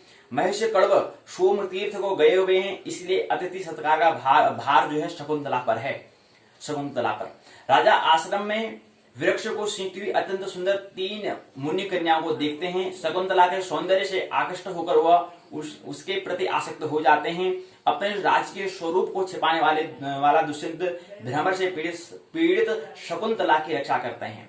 मधुर वार्तालाप से वह शकुंतला के जन्म का वृत्तांत जानने के लिए विश्वामित्र और मेनका की पुत्री और तात कण्व के योग वर से विवाह के संकल्प को जानकर वह उनसे विवाह करने का दृढ़ संकल्प कर लेता है और विविध मधुर संवादों से शकुंतला को आकृष्ट करने का प्रयत्न करते हैं। शकुंतला भी दुष्यंत से प्रभावित होकर उस पर अनुरक्त हो जाती है। इसी बीच में आश्रम में जंगली हाथी का प्रवेश होता है।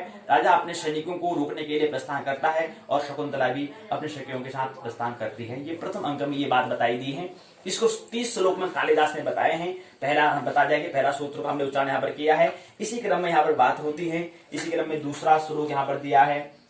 इसी क्रम में अगला श्लोक इसी क्रम में दे रखे हैं। और ये जो श्लोक दिए हैं, श्लोक में बात क्या रखनी ख्याल, पहले मूल पाठ हमें समझना है। जैसे हमने श्लोक जो समझा था, उस श्लोक का मूल पाठ क्या था, मूल पाठ अन्वय कहलाता है। तो उसको अन्वय में समझना है, फिर उसका अर्थ हमने बात की थी। उसके बाद व्याख्या होती है, कैसे इसकी व्याख्या करनी, विस्तार से समझना है। उसके बाद फिर व्याकरण टिप्पणी है वो हमें समझना होता है। ऐसे सभी 30 श्लोकों में ऐसा होता है। तो पहला श्लोक हमने उच्चारण किया, दूसरे बाकी 30 श्लोकों का यहाँ पर उच्चारण हम नहीं कर सकते हैं, कितना वक्त हमारा भी नहीं है, इसलिए यहाँ पर ज्यादा विस्तार से हम बात नहीं करेंगे। लेकिन जो हमारे पास महत्वपूर्ण सूत्र होंगे उन पर विचार कर लेंगे। कल की पाठशाला होगी तो उसमें एक बार और देखेंगे। प्रथम अंक में कोई महत्वपूर्ण श्लोक होगा उसको हम समझने का प्रयास कर लेंगे, नहीं तो हम अगले अंक में प्रवेश करेंगे। मैं बता दें कि मूल कथा में नाटक में क्या होता है ये हमने समझने का प्रयास कर लिया है। ज्यादा विस्तार से वहां पर जाने की आवश्यकता नहीं, क्योंकि समय का अभाव होने के कारण ज्यादा विस्तार से हम बात नहीं कर पाएंगे। तो ये पहले अंक में ये चीज होता है, ये महत्वपूर्ण हमें जानना होता है, तो ये हमने समझने का प्रयास किया। इसी क्रम यहाँ पर क्या देखा है, इसी क्रम में सूत्र यहाँ पर सूत्र दिए गए हैं, उसी में समझने में यहाँ पर बातें की गई है, वो यहाँ पर समझाने का प्रयास यहाँ पर किया गया है। अगर कोई सूत्र महत्वपूर्ण होगा उसको हम समझने का प्रयास यहाँ पर करेंगे। अगर जो महत्वपूर्ण सूत्र नहीं होगा तो उस पर विस्तार से बात यहाँ पर नहीं करेंगे, ये बात रखनी चाहिए। कुछ प्रश्न पूछे गए हैं। प्रश्न है कि आश्रम में प्रवेश करते समय राजा दुष्यंत जब आश्रम में प्रवेश करता है तो उसका कौन सा अंग फड़कता है दुष्यंत का। राजा के अनुसार नील कमल में पंखुड़ी की धार से किस लता को काटने की बात की गई है, ये पता है। शकुंतला को कौन परेशान कर रहा है, ये क्या है, प्रश्न कुछ यहाँ पूछे गए हैं। इसी क्रम में क्या है, अगले 16 से 30 श्लोक जो है 15 श्लोक उनको बताने का प्रयास किया है। फिर प्रश्न यहाँ पूछे गए हैं, राजा अपने हृदय को समझाते हुए स्पर्श करने योग्य रत्न, राजा अपने हृदय को समझाते हुए स्पर्श करने योग्य रत्न किसे बता रहा है। वृक्षों के चेतन का 2 ऋण किस पर है। नैपथ्य, यहाँ पर बात दो प्रश्न यहाँ पर दिए गए हैं। उसके बाद अगला है, नैपथ्य से किसकी रक्षा के लिए तपस्वियों को बताया जा रहा है। घर को देखकर रिक्त स्थान डरा हुआ है। प्रथम अंक के अंत में रिक्त स्थान पताका का वर्णन है, तो ये हमें समझने का प्रयास यहाँ पर करना है। आपको यहाँ पर सारांश दिया है, सारांश को समझ लें। प्रथम अंक के अध्ययन को हमने जब किया उसके बाद हमने यह समझने का प्रयास किया कि नांदी पाठ के बाद क्या है, सूत्रधार और नटी के राजा के द्वारा क्या है, दुष्यंत की चर्चा के साथ प्रस्तावना समाप्त हो जाती है। फिर मृग का पीछा करते हुए सारथी रथ पर चढ़कर रंगमंच पर प्रवेश करता है। राजा उस मृग को मारना ही नहीं चाहता, तब मारना ही चाहता है। कौन, राजा दुष्यंत।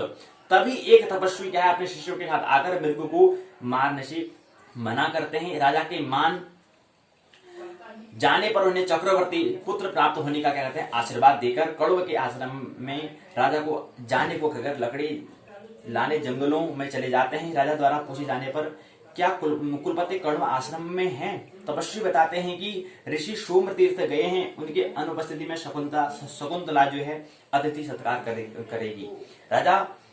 सारथी को आश्रम के बाहर छोड़कर आश्रम में प्रवेश करता है तभी शुभ शकुन होता है कि शुभ शकुन होता है। वही 3 युवतियां मनोरंजन करते हुए पौधों को पानी देती हैं, उसमें शकुंतला के प्रति राजा आकर्षित होता है तथा वृक्षों की ओर से उनके सौंदर्य को देखता है। उसी समय भ्रमर में तंग आकर शकुंतला रक्षा हेतु पुकारती है, तभी राजा सामने आकर युवतियों से वार्तालाप करता है। वार्तालाप से ही पता चलता है कि शकुंतला विश्वामित्र और मेनका की क्या है, पुत्री है। विश्वामित्र और मेनका की पुत्री है। कण्व कण्व जो है केवल पालने के कारण उनके क्या है, पिता हैं, केवल क्या है, पालन करने वाले पिता हैं। कण्व महिषी कण्व क्या है, केवल पालने वाले पिता हैं। उनकी असली पुत्री किसकी है, विश्वामित्र और मेनका। विश्वामित्र मतलब क्या है, पिता का नाम, और मम्मी का माता का नाम है मेनका। तो विश्वामित्र और मेनका की क्या है, पुत्री है। यह क्षत्रिय कन्या है। राजा उससे विवाह का निश्चय करता है। शकुंतला भी राजा के प्रति अपना अनुराग व्यक्त करती है। तभी एक हाथी के वृत्तांत से सब घबरा जाते हैं और सख्या के साथ शकुंतला आश्रम में चली जाती है। दुष्यंत भी सैनिकों को रोकने के लिए प्रस्थान करता है। यहाँ पर सूत्रधार किसे कहते हैं, ये समझने का प्रयास किया है। नांदी पाठ, सूत्रधार रंगमंच पर आरती देव की पूजा करता है। नांदी पाठ भी इसको कहते हैं। वो रूपक निर्देशन करता है। तो सूत्रधार किसे कहते हैं ये पता होना चाहिए। नाटक में सूत्रधार भी होता है। प्रश्न अभ्यास यहाँ पर उत्तर दिए हैं। संदर्भ ग्रंथ सूची यहाँ पर दी गई है। सहायक उपयोगी पुस्तकें यहाँ पर दी गई हैं। निबंधदाता प्रश्न पूछा है, प्रथम अंक का सारांश लिखिए, प्रथम अंक का महत्व जीवन में बताइए, क्या इसका महत्व है जीवन से, ये समझने का प्रयास यहाँ पर हमने किया। बातों को मानना नहीं है, मानना नहीं है, जानना है। यहाँ से भी हमें कुछ संकेत लेने हैं। अभिनय, ड्रामा, नाटक हमें अपना जीवन बनाना है। इसलिए नाटक का यहाँ पर, अगर हमारा जीवन नाटक हो जाता है, अभिनय हो जाता है, कर्ता से दृश्य अगर हमारे हम हो जाते हैं, तो ये नाटक हमारे लिए अभिज्ञान बन जाता है। ये हमारे लिए क्या बन जाएगा, अभिज्ञान बन जाएगा। ज्ञान नहीं, अभिज्ञान बन जाएगा।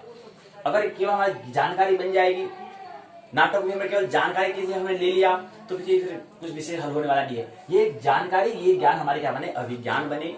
हमारे अंतर से निकले कि हाँ, हमारा देखिए कि हमारा जो आचरण, हम जो पूरी कृत्य कर रहे हैं, वो हमारे क्या है, हम निष्काम कर्मयोग भाव से, निष्काम भाव से कर रहे हैं। और आनंद के महोत्सव हमें लेना है, आनंद और मौसम जीवन का ले रहे हैं, तब जाके सार्थकता नाटक की होगी, उससे पहले नहीं। तो मानना नहीं, जानना है। मेरी बातों को प्रेम पूर्वक शांतिपूर्वक सुना, बहुत बहुत अनुग्रहित हूँ। अंत में सबके भीतर बैठे हुए परमात्मा को प्रणाम करता हूँ। मेरा प्रणाम स्वीकार करें।